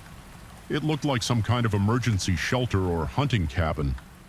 Sarah found some lanterns and lit them, casting a warm glow around the room as the kids huddled together on a threadbare couch. She pulled me aside. "Alex, what are we going to do?" she whispered, her voice trembling. "What if it doesn't leave?" I took a deep breath, trying to think rationally. We've got shelter, and it looks like there's enough food here to last a while. We'll wait it out. Someone's bound to come looking for us eventually. But as the night wore on, that confidence began to waver. The creature outside showed no signs of leaving. We could hear it moving around the AA cabin, testing the walls and door. Occasionally, it would let out a roar that made the windows rattle. The kids finally fell into an uneasy sleep, exhausted from the day's terror. Sarah and I took turns keeping watch, peering out the windows into the darkness. It was during my watch in the darkest hours of the night that I saw it clearly. For the first time, the moon had come out from behind the clouds. illuminating the clearing in front of the cabin, and there, standing at the edge of the trees, was a creature that shouldn't exist. It was massive, easily 8 feet tall, with a body that seemed to be a patchwork of animal parts. Thick fur covered most of its body, but I could see patches of scales and what looked like feathers. Its face was a nightmarish blend of bear and something almost human, with eyes that glowed an unnatural yellow in the moonlight as I watched, frozen in horror. It turned those glowing eyes directly towards me, and then impossibly it smiled. Revealing rows of razor-sharp teeth, I stumbled back from the window, my heart pounding so hard I thought it might burst from my chest. This couldn't be real creatures. Like that didn't exist. They couldn't. But the growl that rumbled through the night was very, very real. I don't know how long we stayed in that cabin, days blurred together, marked only by the rising and setting of the sun and the constant presence of the creature outside. We rationed the food carefully, knowing we might be in for a long wait. The kids were surprisingly resilient, turning our confinement into a game of sorts, but I could see the strain wearing on Sarah, the constant fear taking its toll on what I think was the 5th day we woke to silence. No growls, no scratching at the walls. Cautiously, I peered out the window. The clearing was empty. We waited another full day before we dared to venture out. The forest seemed normal again. Birds singing, small animals scurrying about. But the claw marks on the cabin walls and the massive footprints in the mud were undeniable proof that our ordeal had been real. We made our way back to our campsite, half expecting to find it destroyed. Instead, we found park rangers in a search party. Our car had been fixed. Apparently someone had noticed it. Sitting abandoned and called it in, we told them a sanitized version of events, that we'd gotten lost, found the cabin, and waited out a storm. Who would believe the truth as we drove home? The kids chattering excitedly about their adventure. I couldn't shake the feeling that we'd glimpsed something we were never meant to see, a creature that lurked in the shadows of the world, defying explanation. We never went camping again, but sometimes on dark nights, when the wind howls outside our safely locked doors, I find myself thinking about that cabin in the woods, and I wonder if somewhere out there in the vast wilderness that creature is still roaming, waiting for the next unsuspecting family to cross its path. The wilderness holds secrets, ancient and terrifying, and sometimes those secrets have teeth and claws. The first thing I noticed was the silence on a cruise ship carrying over 3,000 passengers and 1,500 crew members. Silence is never a good sign. I stood in the middle of the Leo deck where just hours ago families had been splashing in the pool and music had been blaring from the speakers. Now there was nothing but the gentle lapping of waves against the hull and the distant hum of engines. As I turned in a slow circle, taking in the abandoned lounge chairs and half-empty cocktails, a chill ran down my spine. Where was everyone, and why did the air suddenly feel so different? My name is Mia Chen, and what should have been a relaxing Caribbean cruise turned into the most bewildering and terrifying experience of my life. I'm still not sure I believe what happened to me, but I know one thing for certain. Time isn't as linear as we think it is, and sometimes the fabric of reality can slip in ways we can't begin to understand it. It started as a typical day at sea. I'd woken up late, nursed a slight hangover from the previous night's karaoke party with a greasy breakfast, and spent the morning lounging by the pool. With my latest beach read around noon, I decided to head back to my cabin for a quick nap before the afternoon's activities. I remember closing my eyes, the gentle rocking of the ship, lulling me to sleep when I woke up. The light filtering through my porthole windows seemed off dimmer somehow, with a strange bluish quality I'd never seen before. Disoriented, I checked my phone. The screen was black, completely dead, despite having been fully charged when I lay down. Frowning, I got up and tried the cabin's phone. Nothing but a faint buzzing on the line. That's when I noticed the silence. No distant laughter from the hallway, no muffled announcements over the PA system, just nothing. A knot of unease forming in my stomach. I stepped out into the hallway. It was deserted. The usual bustle of passengers and crew members conspicuously absent. My footsteps echoed unnaturally loud on the carpeted floor as I made my way towards the elevator bank. Hello, I called out, my voice sounding small and lost in the empty corridor. No response. The elevator arrived with a cheerful ding that seemed wildly out of place in the eerie silence. As I rode up to the Leo deck, I tried to rationalize what was happening. Maybe there was some sort of emergency drill I'd slept through. But no, they always announce those well in advance, and surely someone would have woken me when the elevator doors opened onto the Leo deck.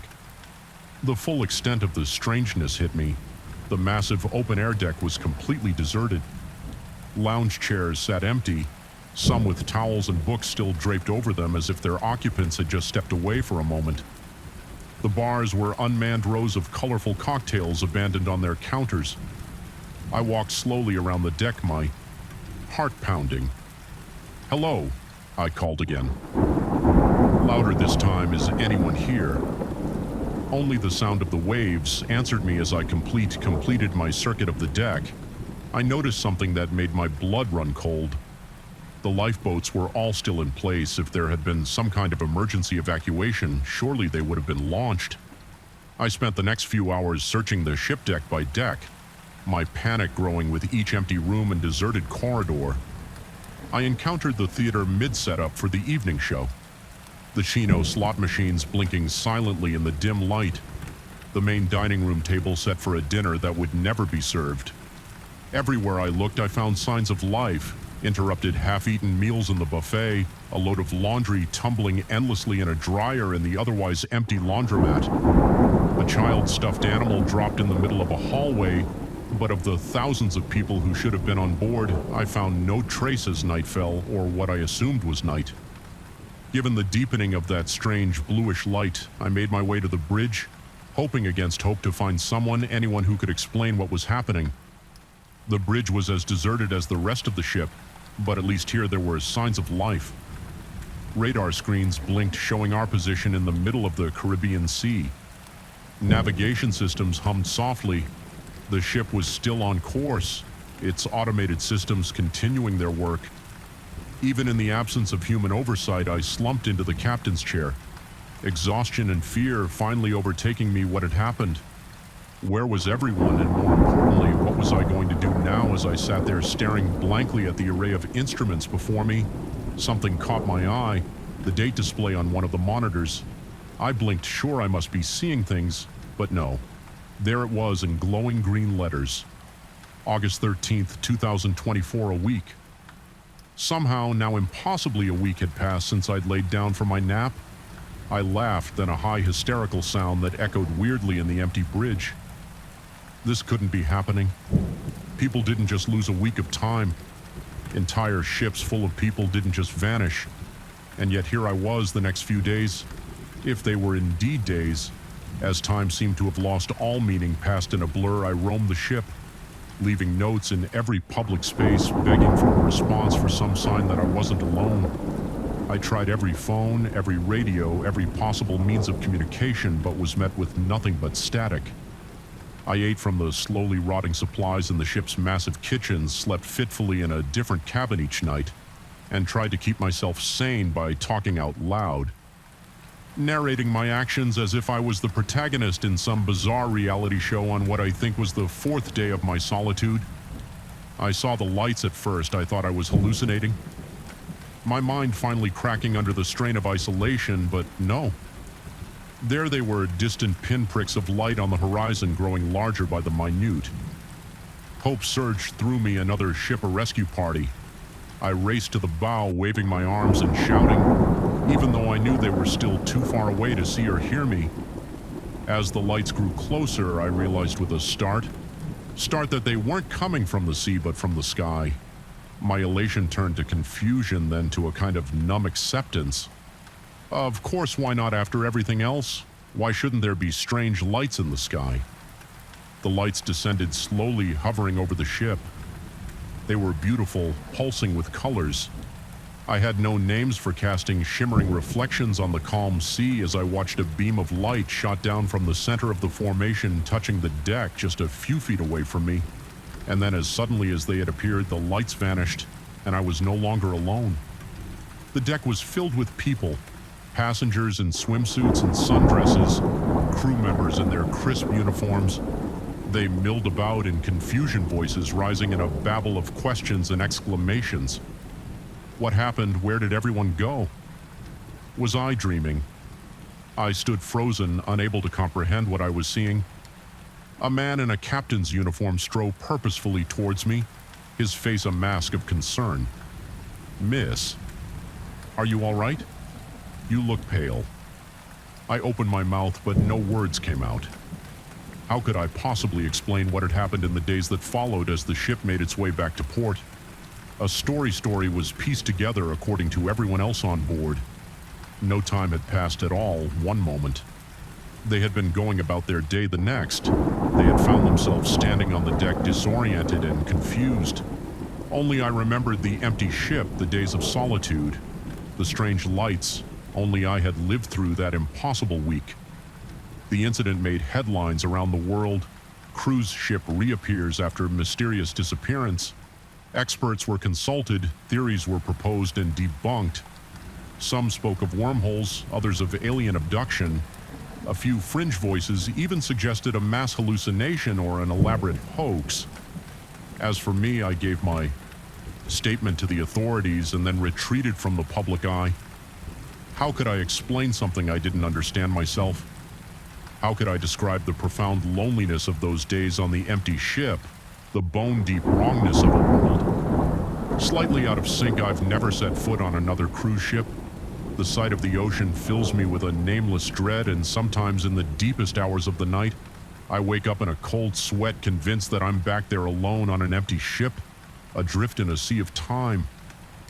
I don't know what happened on the Paradise of the Seas. I don't know where everyone went or why I was left behind or what those lights in the sky I were. But I do know this: our understanding of reality of time and space is far more limited than we think. There are things out there, forces at work that we can't begin to comprehend, and sometimes if we're very unlucky, we catch a glimpse of them, a peek behind the curtain of reality into the vast, terrifying unknown that lies beyond. I got that glimpse and it changed me forever.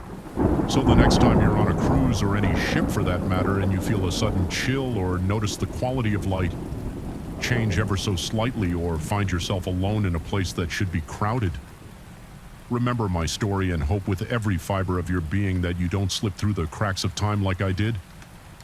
Because trust me, once you've experienced that kind of impossible solitude, you're never quite the same again.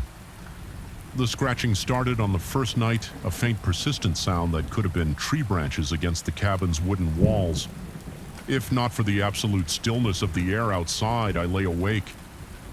Emily's steady breathing beside me, and listened as the noise grew louder, more deliberate. It wasn't until I heard a distinct tapping on the bedroom window that I realized with a chill that ran deep into my bones that whatever was out there wasn't a tree, and it wandered in.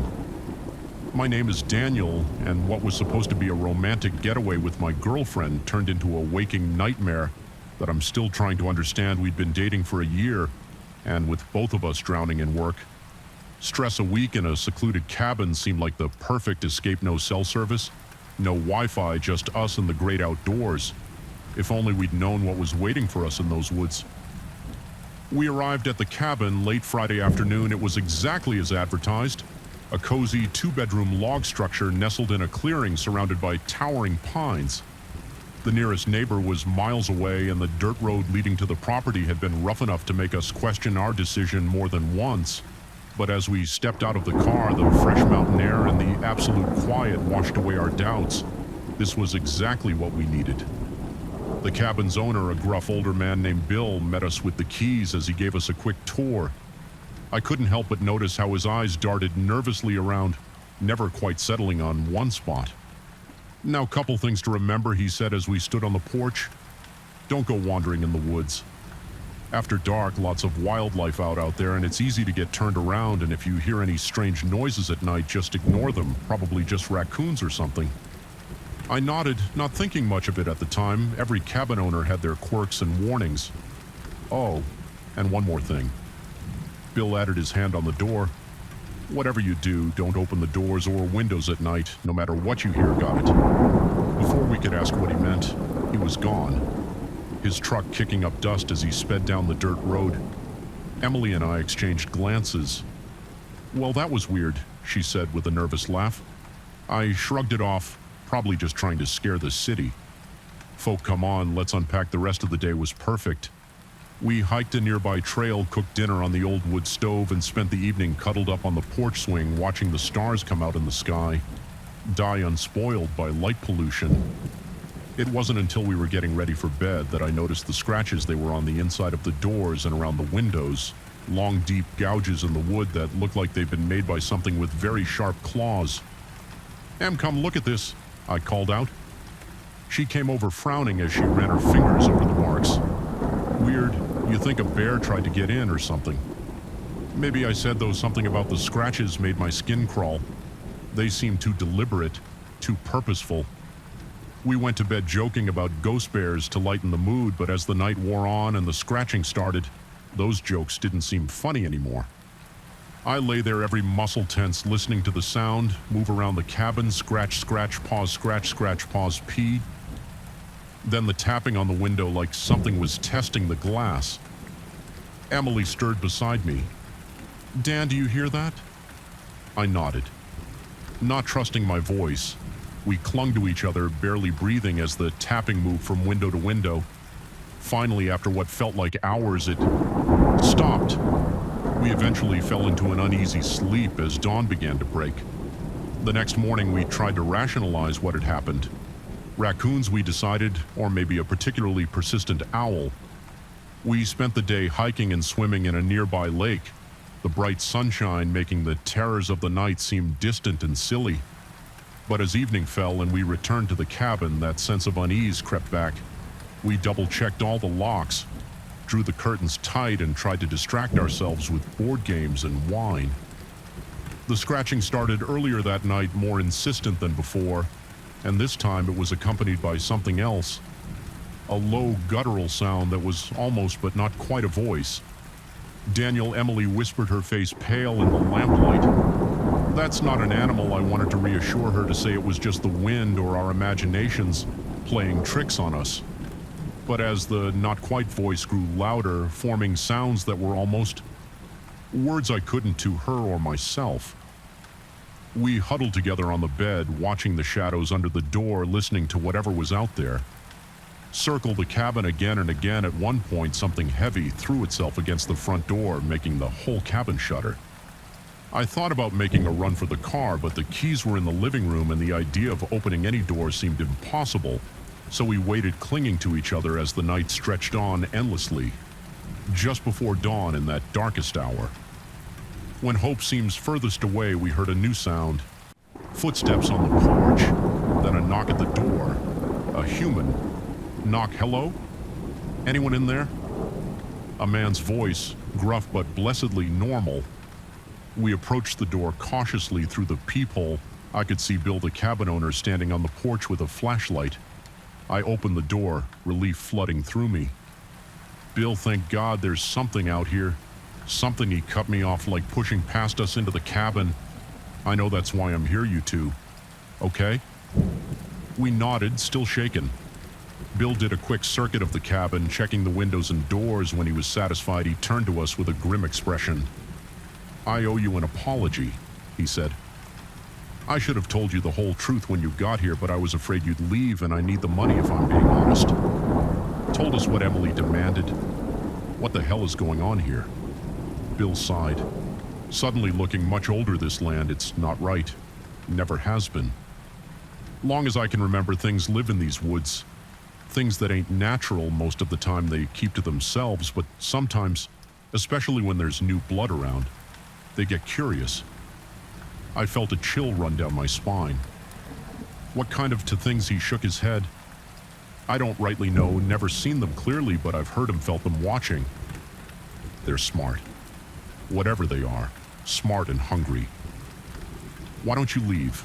Emily asked. "Can't," Bill said simply.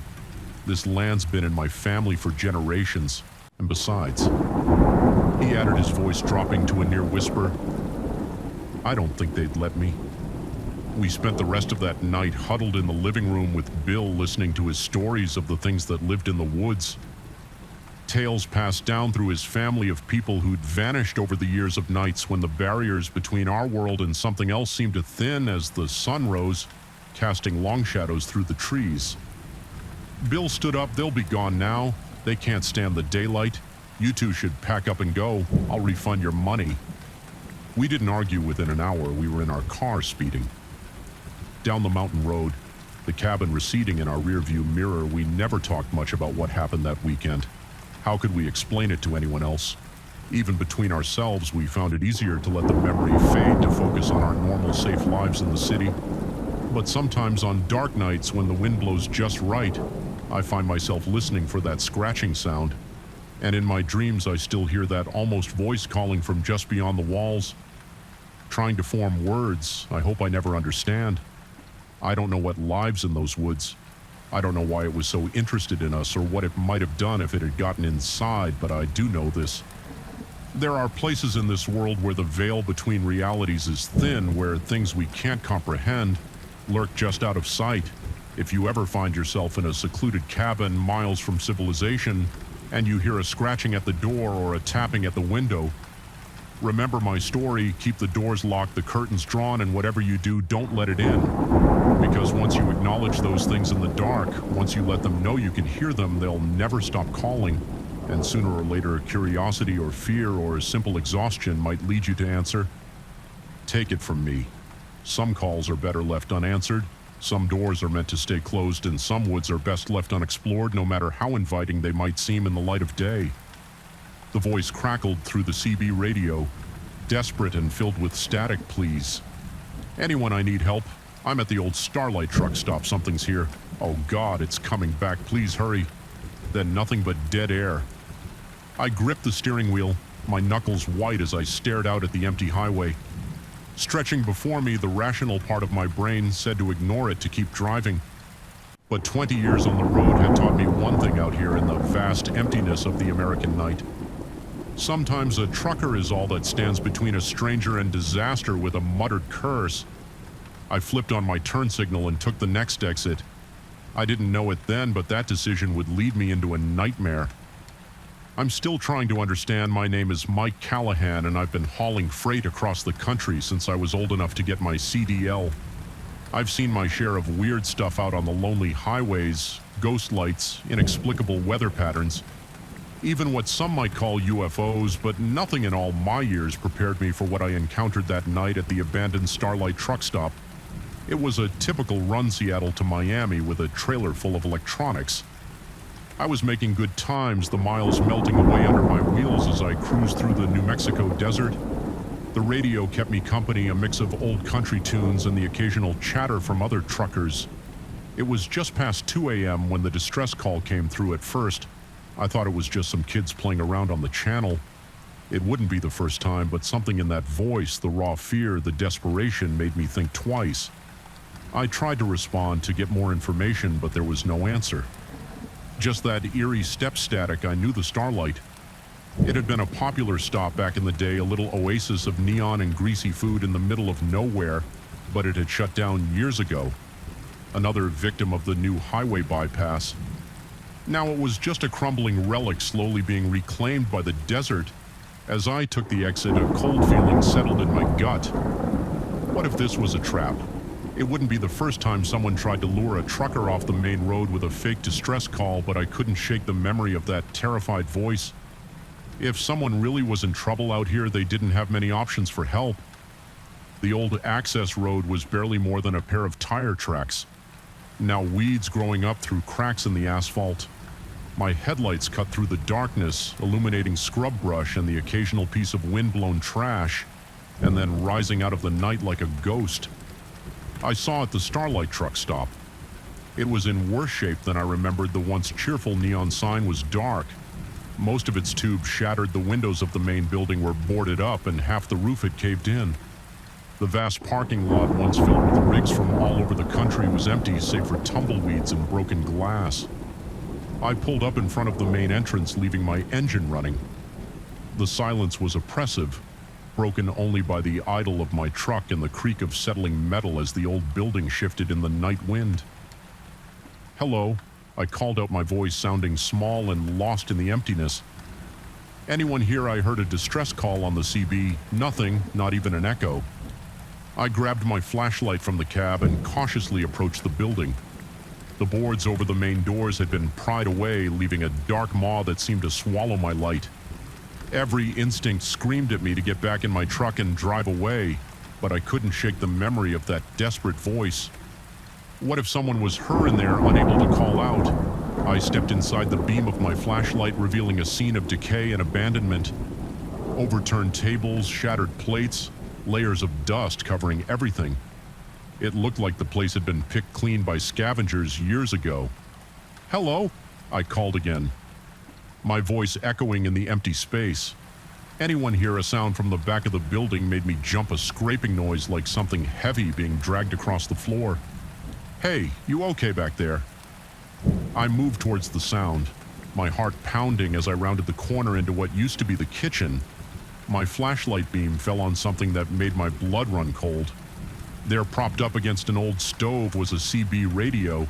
It looked brand new, completely out of place in the decaying ruin around it. I approached slowly, my mind racing.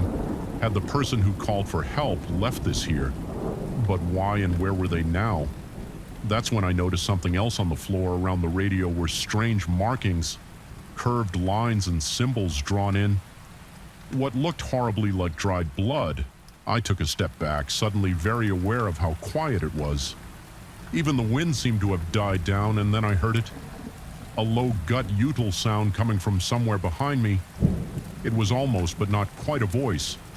The hairs on the back of my neck stood up as I slowly turned around. There in the doorway was something in the brief moment before terror overtook me. My mind tried to make sense of what I was seeing. It was vaguely humanoid, but too tall, too thin, its limbs bent at impossible angles, and its face.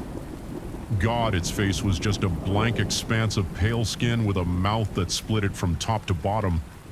I'd like to say I fought, or that I at least had the presence of mind to run, but the truth is I froze rooted to the spot as that thing unfolded itself, growing even taller as it flowed into the room like smoke. Given form, it reached for me with hands that were more like claws, and I felt my consciousness slipping away. The last thing I remember is the CB radio crackling to life, that same desperate voice calling out for help. I woke up in my truck parked on the side of the highway for a moment. I thought it had all been a vivid nightmare, but then I noticed the dust coating my clothes, the scratches on my arms, and there on the passenger seat was the CB radio from the abandoned truck stop. My logbook showed I'd lost almost 6 hours. 6 hours that I had no memory of. I drove to the nearest town in a daze, checked into a motel, and tried to make sense of what had happened. Had I really seen what I thought I saw, or had my mind conjured up some impossible horror to fill in the gaps in my memory? I thought about going to the police but what would I tell them, that I'd been lured to an abandoned truck stop by a ghost on the CBE, then attacked by some kind of monster? They'd laugh me out of the station if they didn't lock me up for my own safety. In the end, I did the only thing I could do. I got back on the road and finished my run, but things were different. After that night, I found myself jumping at shadows, flinching. Every time the CB crackled with static, I started taking routes that avoided long stretches of empty highway, even if it meant longer trips. And that CB radio, I couldn't bring myself to get rid of it, but I couldn't stand to have it in my truck either. It sits in a storage unit now, wrapped in chains and locked in a box some nights. I swear I can hear it calling, that same desperate voice begging for help. I've tried to find out more about the Starlight truck stop since then. Turns out it has quite a history. Stories of disappearances going back decades. Truckers who stopped there and were never seen again. Local legends about ancient burial grounds and doorways to other worlds. I don't know what to believe anymore. I don't know if what I experienced was real or some kind of hallucination or something in between. But I do know this. There are things out there in the darkness that we can't explain, things that lurk on the edges of our world, waiting for someone to answer their call. So if you're ever out on the road late at night and you hear a desperate voice on the CB begging for help, think twice before you answer, because sometimes the call for help isn't coming from someone in trouble. Sometimes it's coming from the trouble itself, and if you find yourself driving past an abandoned truck stop in the middle of the New Mexico desert, keep on driving, don't look back, and whatever you do, don't stop, because you never know what might be waiting there in the darkness, ready to pull you into a nightmare you might never wake up from. As for me, I still drive, but never at night if I can help it, and I keep my CV turned off. No matter how lonely the road gets, because I know now that some calls are better left unanswered and some mysteries are best left unsolved. The first thing I noticed when I stepped out onto the porch that morning was the silence. No birdsong, no distant low of cattle, not even the rustle of wind. Through the cornfields, just an eerie, oppressive quiet that made the hair on the back of my neck stand up. Then I saw it, a vast, intricate pattern carved into my wheat field, the stalks bent and woven with impossible precision.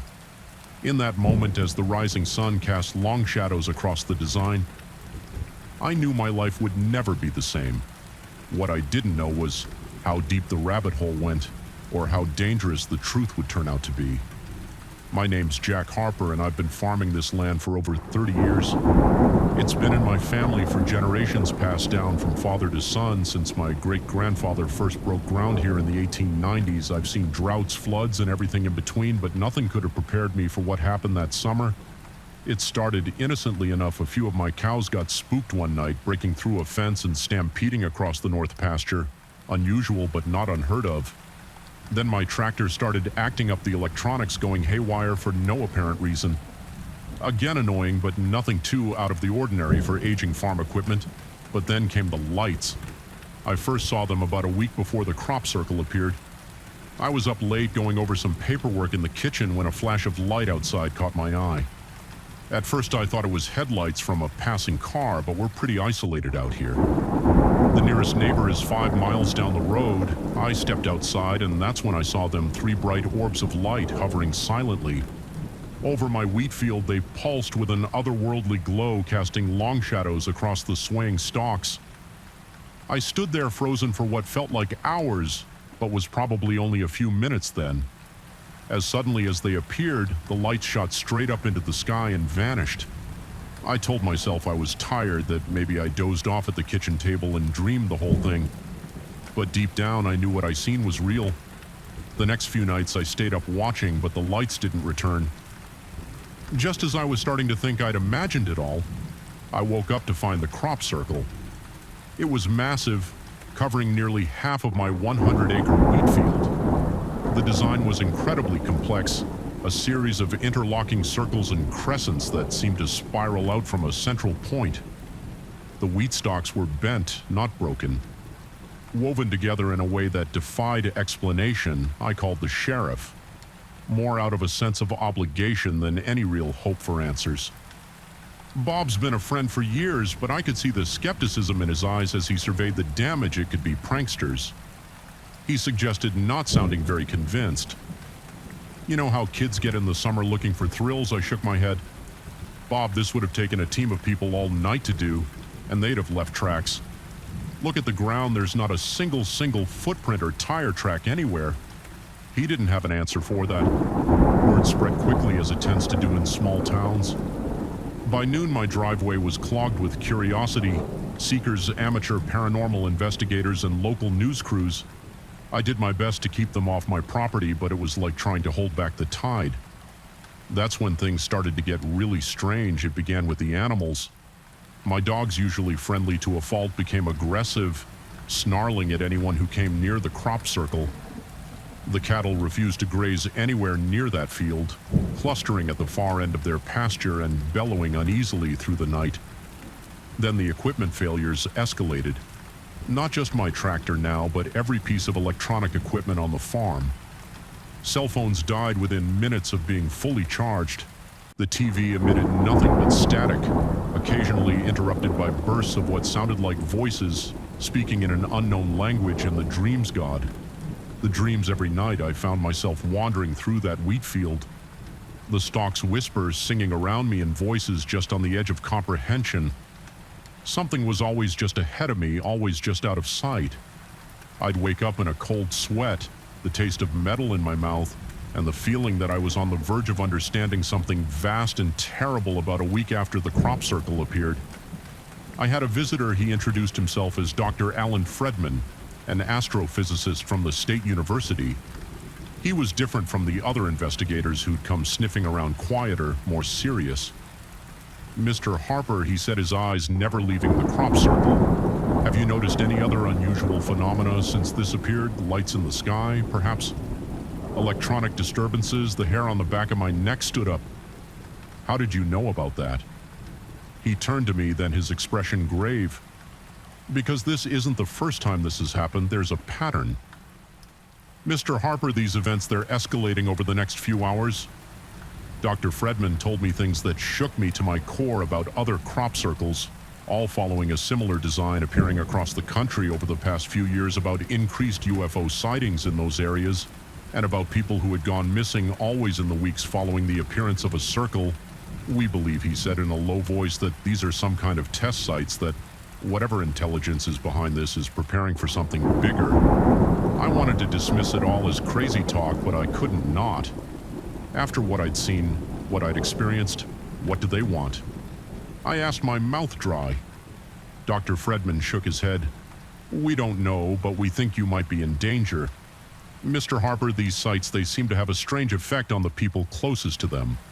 We've documented cases of unusual behavior of people claiming to receive messages or orders from some unknown source. As he spoke, I felt a chill run down my spine. I thought of my dreams of the whispers. Just on the edge of understanding what should I do, I asked, let us set up some monitoring equipment. He said, and whatever you do, don't enter that field. No matter what you hear, no matter what you think you see. Promise me, I promised, but promises I would soon learn are hard to keep when reality itself seems to be unraveling around you. The next few days were a blur of activity. Dr. Fredman and his team set up cameras and sensors around the perimeter of the crop circle. They took samples of the soil and the sweet muttering to each other in low, worried tones, and all the while, the whispers in my dreams grew louder, more insistent. I'd wake up with strange symbols etched in my mind, my fingers itching to draw them. The urge to walk into that field, to reach the center of the circle, became almost overwhelming. It all came to a head on the 7th night after the circle appeared. I was jolted awake by a sound I'd never heard before. A low thrumming vibration that seemed to come from everywhere and nowhere. At once I stumbled to the window and felt my heart stop. The crop circle was glowing, pulsing with a soft blue-white light that seemed to beat in time with the thrumming sound. And there, hovering above it, were the lights I'd seen before, but this time they were descending. I don't remember deciding to go outside. One moment I was at the window, the next I was running across the yard in my pajamas and drawn toward the circle by a force I couldn't resist. Dr. Friedman's warning echoed in my head, but it seemed distant, unimportant. All that mattered was reaching the center of the circle. Meeting whatever was coming down from the sky, I was at the edge of the wheat field when a hand grabbed my arm, yanking me back. It was Dr. Friedman, his face pale in the otherworldly light. Harper, no. He shouted over the thrumming. If you go in there, we'll lose you. I struggled against his grip. The whispers in my head, drowning out everything else, but he held firm and slowly, painfully. I felt the compulsion begin to fade. We watched transfixed as the lights descended into the center of the crop circle. There was a flash so bright it left spots dancing in my vision, and then nothing. The lights were gone, the thrumming stopped. The crop circle lay dark and still in the days that followed. Government agents swarmed my farm. The crop circle was dug up. Every grain of soil tested and retested. I was questioned for hours, as were Dr. Fredman and his team. They found nothing, no radiation, no unexplained elements, nothing to prove that anything out of the ordinary had happened. The official story became that it was an elaborate hoax despite the lack of any evidence to support that theory. But I know what I saw. I know what I felt. It's been 5 years since that night. I still farm the land, but things are different now. The wheat doesn't grow in that field anymore, no matter what we plant on quiet nights. I sometimes think I can still hear those whispers on the edge of my mind, and sometimes when I look up at the stars, I can't shake the feeling that something up there is looking back, watching, waiting. I don't know what would have happened if I'd made it to the center of that circle. I don't know what's coming or when, but I do know this: we are not alone, and the universe is stranger and more terrifying than we can imagine. So if you ever find a strange pattern carved into your fields or see lights in the sky that move like nothing you've ever seen before, remember my story, and whatever you do, don't answer when they call, because once you do, there's no going back. The coffee cup was still warm. That's what got me. Not the eerie silence, not the abandoned cars, not even the fresh tire tracks leading nowhere. It was that paper cup in the trash steam still rising from its contents that made my skin crawl. Someone had been here moments ago, but the rest stop was deserted. As I stood there, the hairs on the back of my neck prickling. I caught movement out of the corner of my eye. There at the edge of the woods, a figure watched, and in that moment I knew I'd stumbled into something I shouldn't have seen. Something I might not escape from. My name's Alex, and I've been driving cross-country for a living for the better part of a decade. Long-haul trucking isn't glamorous, but it pays the bills and satisfies my wanderlust. I've seen my share of weird stuff on the road. Inexplicable lights in the sky, ghost towns that aren't on any map, even what some might call supernatural occurrences. But nothing, absolutely nothing, prepared me for what I encountered that night at the Pinewood rest stop. It was a routine run, St. Louis to Portland, with a trailer full of electronics. I'd been pushing hard, trying to make up time after a delay at my last stop. The night was moonless, the highway a ribbon of black stretching endlessly before me. I'd been fighting sleep for the last hour, my eyes gritty and my mind fuzzy. When I saw the sign for the rest stop, I almost cried with relief. Just a quick break, I told myself. Splash some water on my face, grab a coffee, and I'd be good for another few hours. The rest stop appeared out of the darkness like an island of light. It was one of those older ones, with a small building housing restrooms and vending machines and a separate area for trucks to park. As I pulled in, I noticed a few cars in the lot, but no people visible. I parked and stepped out of my rig, stretching muscles cramped from hours of sitting. The air was unnaturally still. No breeze, no sounds of insects or distant traffic. Just silence that should have been my first warning. I made my way to the building, my footsteps echoing loudly on the concrete. The door creaked as I pushed it open, the sound jarring in the quiet. Inside, the fluorescent lights buzzed softly, casting a harsh glare over the empty space. I headed for the men's room, splashing cold water on my face and letting it run down my neck. As I looked up at my reflection, haggard and pale in the mirror, I saw something that made my heart skip a beat. In the mirror, reflected in the partially open door behind me, I caught a glimpse of movement, just a shadow really, but distinctly human-shaped. I whirled around, but the doorway was empty. Hello? I called out, my voice sounding thin and nervous, even to my own ears. No response, shaking it off as a trick of my tired mind. I left the restroom and headed for the vending machines. That's when I noticed the other oddities.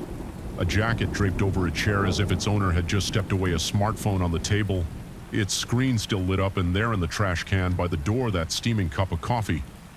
My skin prickled with goosebumps. Where was everyone? I stepped back outside, scanning the parking lot. The cars I'd seen earlier were still there, some. With doors hanging open, I approached the nearest one, a blue sedan. The keys were in the ignition, the engine ticking as it cooled. "Hey!" I shouted, my voice echoing across the empty lot. Anyone here? The silence that answered was deafening. That's when I saw the tire tracks, fresh ones leading from one of the parking spots and stopping abruptly at the edge of the lot, as if the car had simply vanished. Into thin air, my heart was pounding. Now adrenaline clearing the fog of exhaustion from my mind. Something was very, very wrong here. I turned, intending to run back to my truck and get the hell out of there. That's when I saw it, the figure at the edge of the woods. It was human-shaped, but somehow off, too tall, too thin. Its proportions not quite right. It stood perfectly still, half hidden behind a tree, watching me. I froze, caught in its gaze like a rabbit. Before a wolf for a long moment. Neither of us moved. Then slowly it raised a hand. Beckoning terror jolted through me like an electric shock. I ran sprinting back to my truck with a speed I didn't know I possessed. I fumbled with the keys, swearing as I dropped them, scrabbling in the gravel to retrieve them as I pulled myself up into the cab. I risked a glance back. The figure was closer now, no longer hiding behind the trees. In the harsh glare of the rest stop lights, I could see it more clearly, and God, I wish I could. Its skin was pale, almost translucent, stretched too tight over an impossible frame.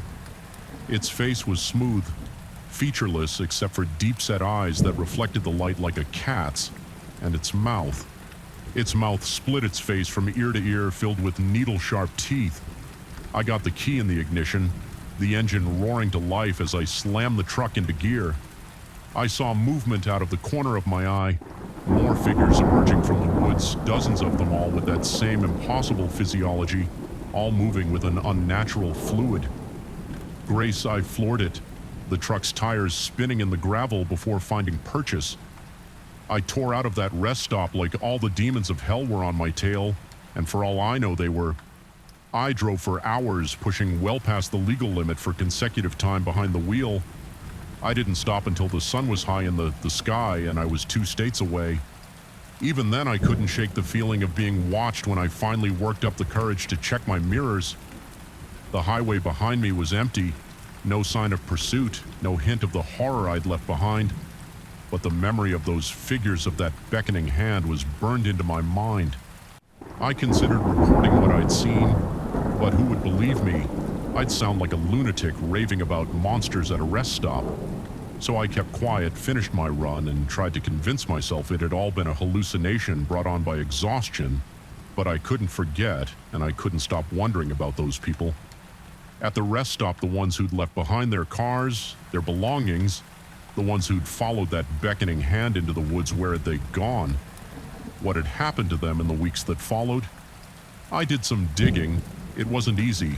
I'm no detective, and I had precious little to go on, but what I found chilled me to the bone. There were stories whispered, tales among long-haul truckers and late-night travelers. Stories of rest stops where people vanished without a trace of figures seen at the edge of the woods, always at night, always beckoning. Some called them aliens. Others said they were interdimensional beings. A few spoke of ancient forgotten gods. Awakening in our modern world, I don't know what they are. I don't know what they want. But I know they're out there, waiting at the edges of lonely highways in the shadows of late-night rest stops. I still drive, but never at night if I can help it. I avoid rest stops, pushing myself to make it from one major town to the next without breaks, and I never ever stop if I see a solitary figure standing at the edge of the woods, sometimes on long hauls, when the night is dark and the road seems to go on forever. Think I see them in my mirrors. Tall, thin figures keeping pace with my truck despite its speed, watching, waiting. And sometimes I wonder if I really did escape that night, or if somehow I'm still there, trapped in some in-between place living out a life. That's not quite real, so if you're ever driving late at night and you see a rest stop appear out of the darkness, think twice before you stop. Check your gas gauge, your caffeine levels, your fatigue. Ask yourself, is it worth the risk, because you never know what might be waiting there in the shadows. You never know who or what might be beckoning you into the woods, and once you follow, you might never find your way back. Remember my story and keep driving no matter how tired you are, because some rest stops aren't meant for rest. Some are gateways to places we were never meant to go, and once you cross that threshold, there's no coming back.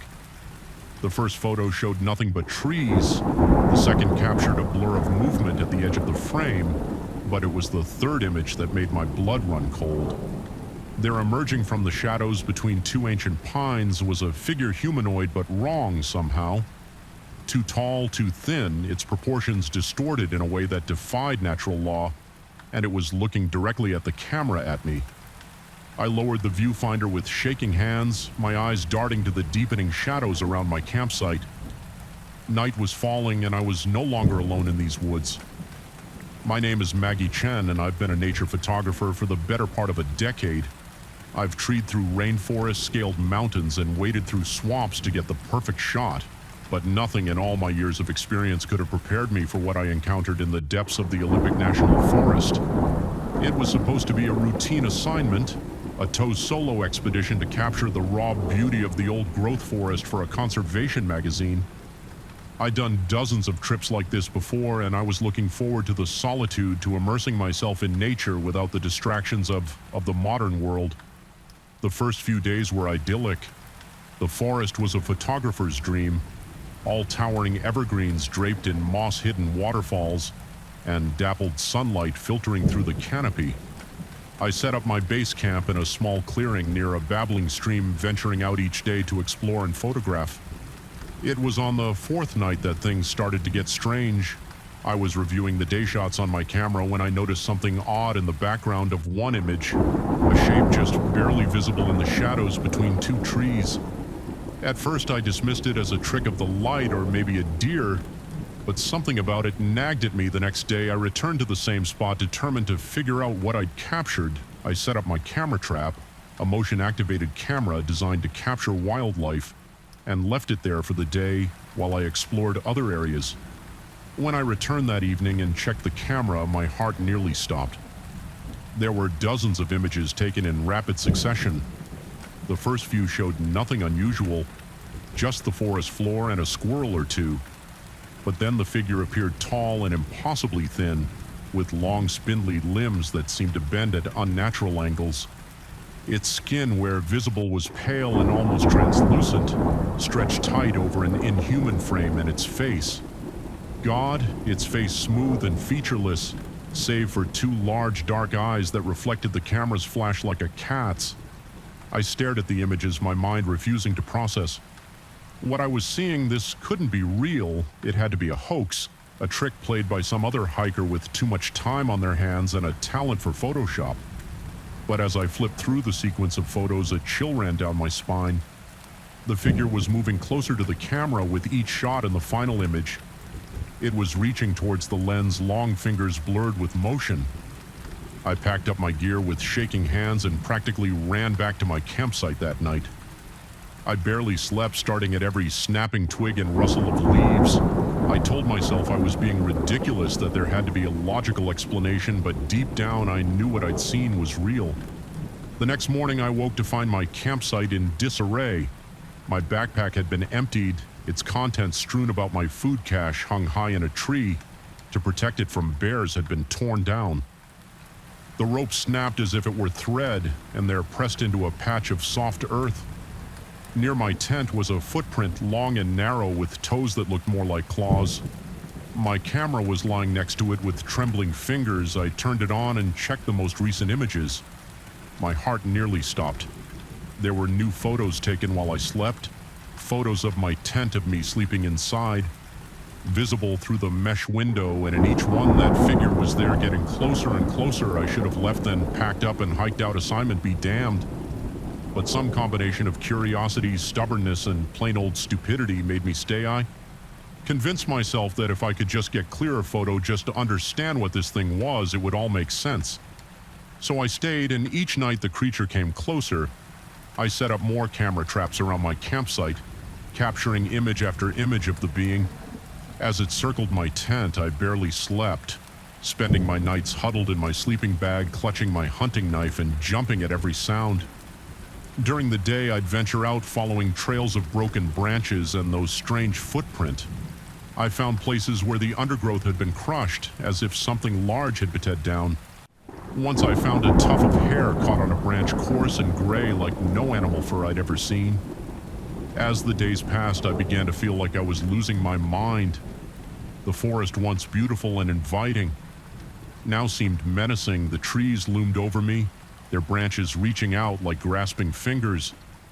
I couldn't shake the feeling of being watched, even in broad daylight, and still I stayed. The need to understand, to document what I was seeing, had become an obsession.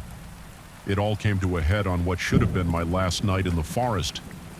I was planning to hike out in the morning, my assignment completed and my sanity hanging by a thread. I'd set up my cameras for one final night of observation, hoping against hope for that one clear shot that would prove I wasn't crazy. I must have dozed off despite my fear, because I woke suddenly in the pitch black of my tent. Something had changed. The ever-present sounds of the forest, the rustle of leaves, the chirp of insects had gone silent. And there was something outside my tent. I could hear it moving softly but unmistakably, circling.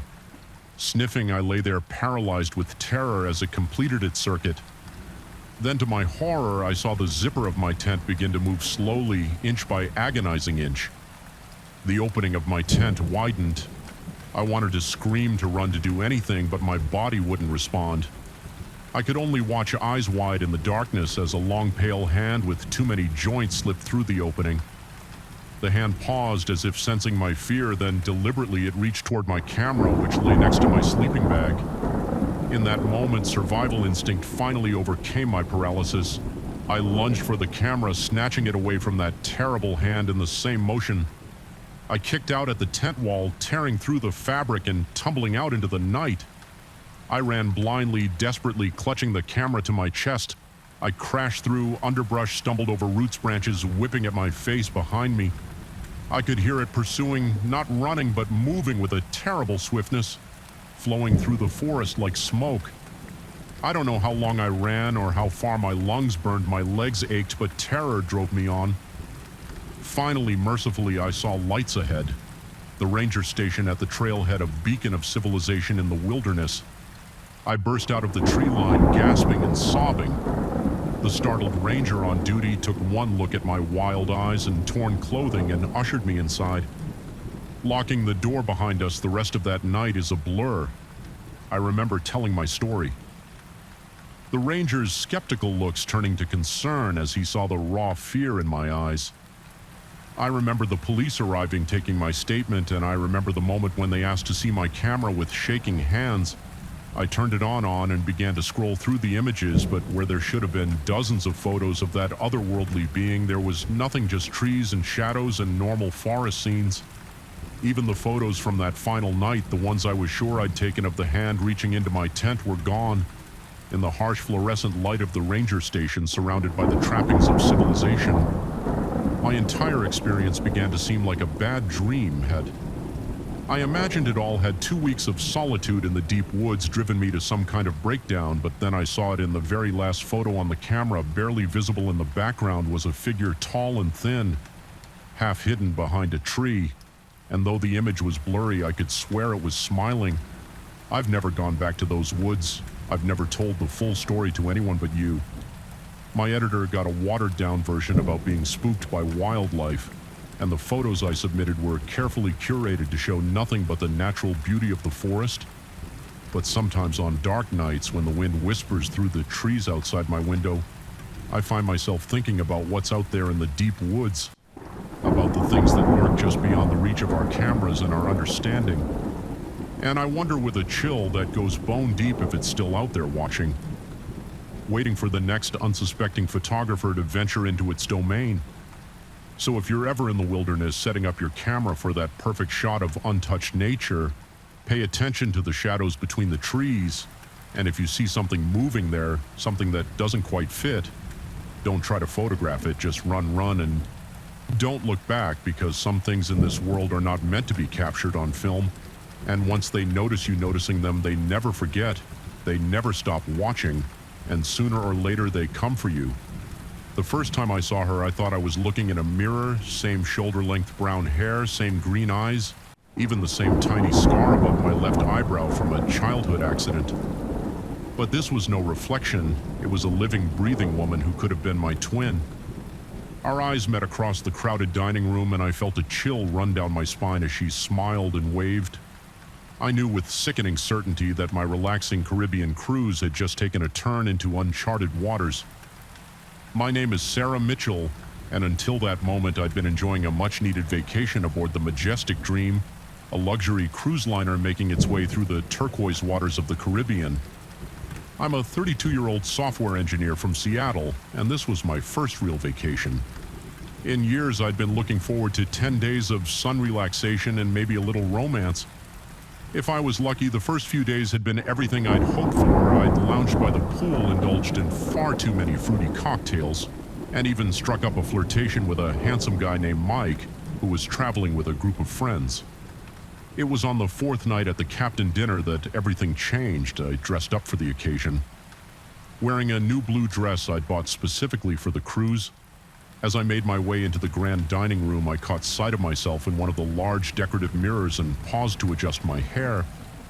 That's when I saw her. At first I thought it was just my reflection from a different angle, but as I turned to look directly at her, I realized with a jolt that she was a separate person. A person who looked exactly like me down to the smallest detail our eyes met, and for a moment the bustling dining room seemed to fade away. She smiled and waved as if we were old friends. I felt rooted to the spot, my mind reeling. This couldn't be real. It had to be some kind of elaborate prank or a very vivid hallucination. A waiter bumped into me, breaking the spell. By the time I looked back, she was gone. Lost in the sea of passengers making their way to their tables throughout dinner, I couldn't focus on the conversation at my table. My eyes kept scanning the room looking for my doppelganger. I saw her once sitting at a table across the room, but when I blinked, she was gone again. "Sarah, are you okay?" Mike's voice brought me back to the present. "You look like you've seen a ghost." I forced a laugh. "Sorry, just a bit tired, I guess." Must be all that sun, but as the night wore on, I couldn't shake the feeling of unease that had settled over me. Who was she, and why did she look exactly like me? The next morning, I was determined to find her and get some answers. I spent hours wandering the ship, checking every restaurant, lounge, and deck, but there was no sign of her. It wasn't until late afternoon that I saw her again. I was heading back to my cabin to get ready for dinner when I caught a glimpse of her turning a corner at the end of the hallway. I broke into a run, but when I rounded the corner, the corridor was empty that night. I couldn't sleep. Every time I closed my eyes, I saw her face. My face smiling at me across the dining room around 2 a.m. I gave up on sleep and decided to take a walk to clear my head. The ship was eerily quiet. As I made my way through the deserted corridors, I found myself on one of the upper decks, leaning against the railing and staring out at the moonlit ocean. That's when I heard footsteps behind me, soft but distinct. I turned, half expecting to see my double instead. It was Mike, looking surprised to see me. "Sarah, what are you doing up so late?" I hesitated, then decided to take a chance. "Mike, this is going to sound crazy, but have you seen anyone on the ship who looks like me? I mean, exactly like me." He frowned, looking confused. "What do you mean?" I told him everything about seeing my doppelganger at dinner, about chasing her through the ship. As I spoke, I could see the concern growing in his eyes. "Sarah," he said gently when I finished, "I think maybe you should talk to the ship's doctor. Stress can do funny things to a person's mind, and I'm not crazy." I snapped, then immediately felt guilty at the hurt look on his face. "I'm sorry, I know what I saw, Mike." She's really nodded, but I could tell he didn't believe me. "Okay, look. Why don't we do some investigating tomorrow? If there really is someone who looks that much like you on the ship, other people must have noticed too." "Right," I agreed. Grateful for his support, even if he thought I was losing my mind. We made plans to meet for breakfast, and I had Ed back to my cabin feeling slightly better that night. I dreamed of mirrors, endless corridors lined with mirrors, each one showing a slightly different version of myself. I woke up gasping, drenched in sweat. The next few days were a blur of paranoia and fruitless searching. Mike and I questioned other passengers, checked passenger lists, even bribed a junior crew member to let us look at security camera footage, but there was no sign of my mysterious double. Other passengers were starting to give me strange looks. I'd overhear whispers as I passed, see people pointing and talking in low voices more than once. Someone approached me, insisting they'd just seen me in a completely different part of the ship. Mike stuck by me, but I could tell his patience was wearing thin, or maybe it was just someone who looked a lot like you. He suggested one afternoon as we sat by the pool, "And now you're just seeing what you expect to see." I wanted to believe him, but deep down I knew what I'd seen, and I was becoming more and more convinced that something very strange was happening on this ship. It all came to a head on the 8th night of the cruise. I was walking back to my cabin after a late-night movie when I saw her again. She was standing at the end of the corridor watching me this time. I was determined not to let her get away. I ran towards her, calling out, "Wait, who are you? Why do you look like me?" She turned and fled, and I chased her through the twisting corridors of the ship, upstairs, down hallways, through lounges and restaurants. It was like a maze, and more than once I found myself in parts of the ship I'd never seen before. Finally, I cornered her in a dead-end hallway. She stood with her back to me, shoulders heaving as if she'd been running too. "Please," I gasped out of breath. "Just tell me who you are." Slowly, she turned to face me, and as she did, I felt the world tilt sideways. Her face was mine, yes, but it was wrong. Somehow, the proportions were slightly off, the eyes a little too large, the smile a little too wide. As I watched in horror, her features seemed to ripple and shift like a reflection in disturbed water. "Who am I?" she said. And her voice was a distorted version of my own. I'm you, Sarah. Or rather, I'm who you could be, who you might become." She took a step towards me and I stumbled backward, my back hitting the wall. What are you?" Or her smile widened impossibly. "I'm a possibility, a potential future. This ship, it exists in a place where realities intersect, where different versions of ourselves can meet." My mind reeled, trying to make sense of her words, but why? Why show yourself to me? She laughed, and the sound sent shivers down my spine. "To give you a choice. Of course you can go back to your life, your safe, predictable existence, or you can embrace the unknown, become something more." As she spoke, I noticed something behind her. The end of the hallway was shifting, shimmering like a heat haze, and beyond it, I caught glimpses of other places, other realities. She held out her hand. "Come with me, Sarah, see what you could become." For a moment I was tempted. The promise of adventure, of the unknown, pulled at me, but then I thought of my life back home, of my friends and family, of Mike. Probably worried sick about where I disappeared to. I shook my head. No. This is my reality, my life, and I choose it or face. Twisted in anger, becoming less and less human by the second. "You'll regret this," she hissed, and then before I could react, she lunged at me. I closed my eyes, bracing for impact, but it never came. Instead, I felt a rush of wind, a sensation of falling, and then nothing. When I opened my eyes, I was back in my cabin. Sunlight was streaming through the porthole, and the sounds of passengers enjoying the morning filtered in from the hallway for a moment. I thought it had all been a dream, but then I noticed something on my bedside table, a small silver pendant shaped like a key. Something I'd never seen before, but that looked strangely familiar. I picked it up, and as I did, I caught a glimpse of myself in the mirror for just a second. I could have sworn my reflection smiled at me with a mouth that was a little too wide. The rest of the cruise passed uneventfully. I never saw my doppelganger again, and eventually I managed to convince myself that stress and too much sun had played tricks on my mind. Mike and I grew closer, and by the time we docked, we were making plans to see each other back in the real world. But sometimes, late at night, I find myself looking at that silver key, and I wonder about roads not taken, about other versions of myself and other realities. And I can't help but think that somewhere out there on a ship sailing through the spaces between worlds, another Sarah made a very different choice. So if you ever find yourself on a cruise and catch a glimpse of someone who looks just like you, remember my story and think very carefully about the choices you make, because sometimes our doubles are more than just reflections. Sometimes they're glimpses of who we might become. For better or for worse, the words were whispered with such urgency, such raw fear, that I felt my blood turn to ice. "Whatever you do, don't be here at midnight." The weathered trucker who'd spoken them was already walking away, leaving me frozen. In my seat, half-eaten burger growing cold on the plate in front of me, I glanced at my watch. 11:37 p.m. As I looked around the diner, taking in the tense faces and furtive glances of the other patrons, I realized with growing dread that I'd stumbled into something far more sinister than a late-night pit stop. My name's Jack, and until that moment I'd been on a routine cross-country drive from New York to Los Angeles.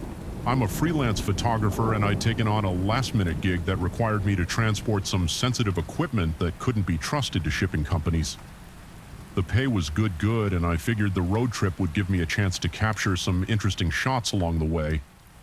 I'd been driving for nearly 18 hours straight, fueled by gas station coffee and the kind of determination that only comes from a looming deadline. When I saw the neon sign for Mel's Diner glowing like a beacon in the dark Nevada desert, I decided to pull over. My stomach was growling, and I figured a hot meal and a real cup of coffee would do me good. The diner looked like something straight out of a 1950s postcard. All chrome and red vinyl booths with a jukebox in the corner playing old rock and roll tunes. But as soon as I walked in, I sensed something was off. The place was surprisingly busy for the middle of the night, but the atmosphere was tense, almost electric. I slid into an empty booth and ordered a cheeseburger and coffee from a waitress whose smile seemed a little too forced. As I waited for my food, I couldn't help but notice how everyone in the diner seemed on edge. Conversations were hushed, and people kept glancing at the large clock above the counter when my food arrived. I tried to strike up a conversation with the waitress, busy night. Huh, she nodded, her eyes darting to the clock. Yeah, it usually is around this time. Oh, you get a lot of late-night traffic. She hesitated, then leaned in closer. Look, honey, you seem nice, so let me give you some advice. Eat quick and get back on the road. You don't want to be here too long before I could ask what she meant. She was gone, hurrying off to another table. I sat there, burger halfway to my mouth, thoroughly confused. That's when the trucker at the counter turned to me and whispered those chilling words. Whatever you do, don't be here at midnight. As he walked away, I noticed other patrons starting to leave. They moved with an urgency that seemed at odds with the late hour, practically running to their vehicles. I flagged down my waitress again. What's going on? Why is everyone leaving? She glanced nervously at the clock, 11:45 p.m. Now inside, I shouldn't tell you this, but things happen here at midnight. Bad things, nobody knows why, but it's been going on for years. Some say this place sits on some kind of convergence, a weak spot. Between worlds, all I know is you don't want to be here when the clock strikes 12. I laughed, though it sounded hollow even to my own ears. Come on, you can't be serious. What, is this place haunted or something? Her expression remained deadly serious. Worse now, please, for your own sake, finish up and go. I wanted to believe it was all an elaborate joke. Some weird local accustomed to scare tourists, but the fear in her eyes, the palpable tension in the air, it felt too real to dismiss. I gulped down my coffee and threw some bills on the table, deciding that whatever was going on, I didn't want to stick around to find out, but as I stood up to leave, I noticed something that made my heart skip a beat. The door to the diner was gone. Where the entrance had been was now just a solid wall covered in the same tacky wallpaper as the rest of the place. I blinked hard, convinced I must be more tired than I thought, but when I opened my eyes, the wall was still there. It's starting. Someone whispered. I turned to see the other remaining patrons, about a dozen in total. Huddled together in the center of the diner, the waitress was among them, her earlier composure crumbling as she clutched a coffee pot like a weapon. What's starting? What the hell is going on here? I demanded. Panic rising in my throat, an old man with a face like weathered leather spoke up. It's midnight, son, or it will be in about... He checked his watch. 2 minutes. That's when they come. Who comes? What are you talking about? But before anyone could answer, the lights began to flicker. The jukebox, which had been quietly playing Great Balls of Fire, suddenly switched to a slow, discordant melody. I didn't recognize the temperature. Temperature in the diner seemed to drop several degrees in a matter of seconds. Circle up, the old man shouted. Remember, don't look directly at them, and whatever you do, don't let them touch you. The group formed a tight circle, facing outward without thinking. I joined them, my back pressing against strangers as we huddled together. The waitress pressed something into my hand, a salt shaker, salt and iron. She muttered only things that slowed them down. I wanted to laugh to tell them all this was insane, but the words died in. My throat as I saw something moving outside the windows, shapes darker than the night itself, flowing like smoke. But with a terrible purpose to their movement, they pressed against the glass, which began to frost over despite the desert heat. And then, as the clock struck midnight, the real horror began. The shapes outside seemed to coalesce, forming vaguely humanoid figures that were somehow more terrifying for their almost recognizable form. They oozed through the cracks around the windows, seeping into the diner like a noxious gas. Someone in our group whimpered. I felt a hand grasp mine and squeezed tight the old man's voice. Rose in a chant, words in a language I didn't understand. Others joined in, their voices shaking but growing stronger as they repeated the phrases. The shadow figures circled us, their movements jerky and unnatural. I caught glimpses of limbs that were too long of faces that shifted and changed like smoke. The air grew thick with the smell of ozone and something rotten. One of the creatures reached out towards our group without thinking. I flung the contents of my salt shaker at it. The thing recoiled with a hiss that sounded like radio static, its form dissipating for a moment before reforming. Time seemed to stretch and dish short. I couldn't tell if we'd been surrounded for minutes or hours. My arm ached from holding it out salt shaker at the ready. My throat was raw from chanting words. I didn't understand just when I thought I couldn't take anymore. When the press of bodies and the suffocating presence of the shadow creatures became too much. Something changed. The old man's chanting reached a fever pitch, and suddenly the air itself seemed to ripple. The shadow figures began to retreat, their forms becoming less distinct. They flowed back out through the windows, which shattered outward in a spray of glass. A wind whipped through the diner, carrying with it the last wisps of the creatures and the lingering smell of decay. And then, as suddenly as it had begun, it was over. We stood there in stunned silence for a long moment, the only sound a ragged breathing and the crunch of broken glass underfoot. Slowly our circle broke apart. I saw tears on some faces, blank shock on others. The waitress was the first to speak. Everyone okay? Anyone touched? There was a general murmur of assent. No one, it seemed, had been injured physically, at least as if a spell had been broken. The diner burst into activity. People began sweeping up glass, righting overturned chairs, trying to restore some semblance of normalcy. I stood there, salt shaker still clutched in my hand. Trying to process what I just experienced, the old man approached me, his eyes kind but weary first time. "Huh, you did good, son." I found my voice at last. What were those things? Why here? Why, at midnight, he shook his head. "Wish I could tell you've been coming here every night for 30 years trying to figure it out. All I know is they're getting stronger, and if we weren't here to hold them back," he trailed off his implication. Clear as the sun began to rise, painting the desert in shades of pink and gold. The door to the diner reappeared. People began to leave, nodding to each other with the camaraderie of soldiers who'd been through battle together. I made my way to my car on shaky legs, my mind still reeling. As I was about to drive away, the waitress ran out, pressing a piece of paper into my hand. "If you're ever passing through again," she said, "and you want to help, this is where we'll be." I looked down at the paper. It was a schedule, listing dates and times, a roster of guardians keeping watch against the darkness. As I pulled back onto the highway, the events of the night began to feel like a dream, but the salt shaker on my passenger seat and the paper clutched in my hand were undeniable proof of what I'd experienced.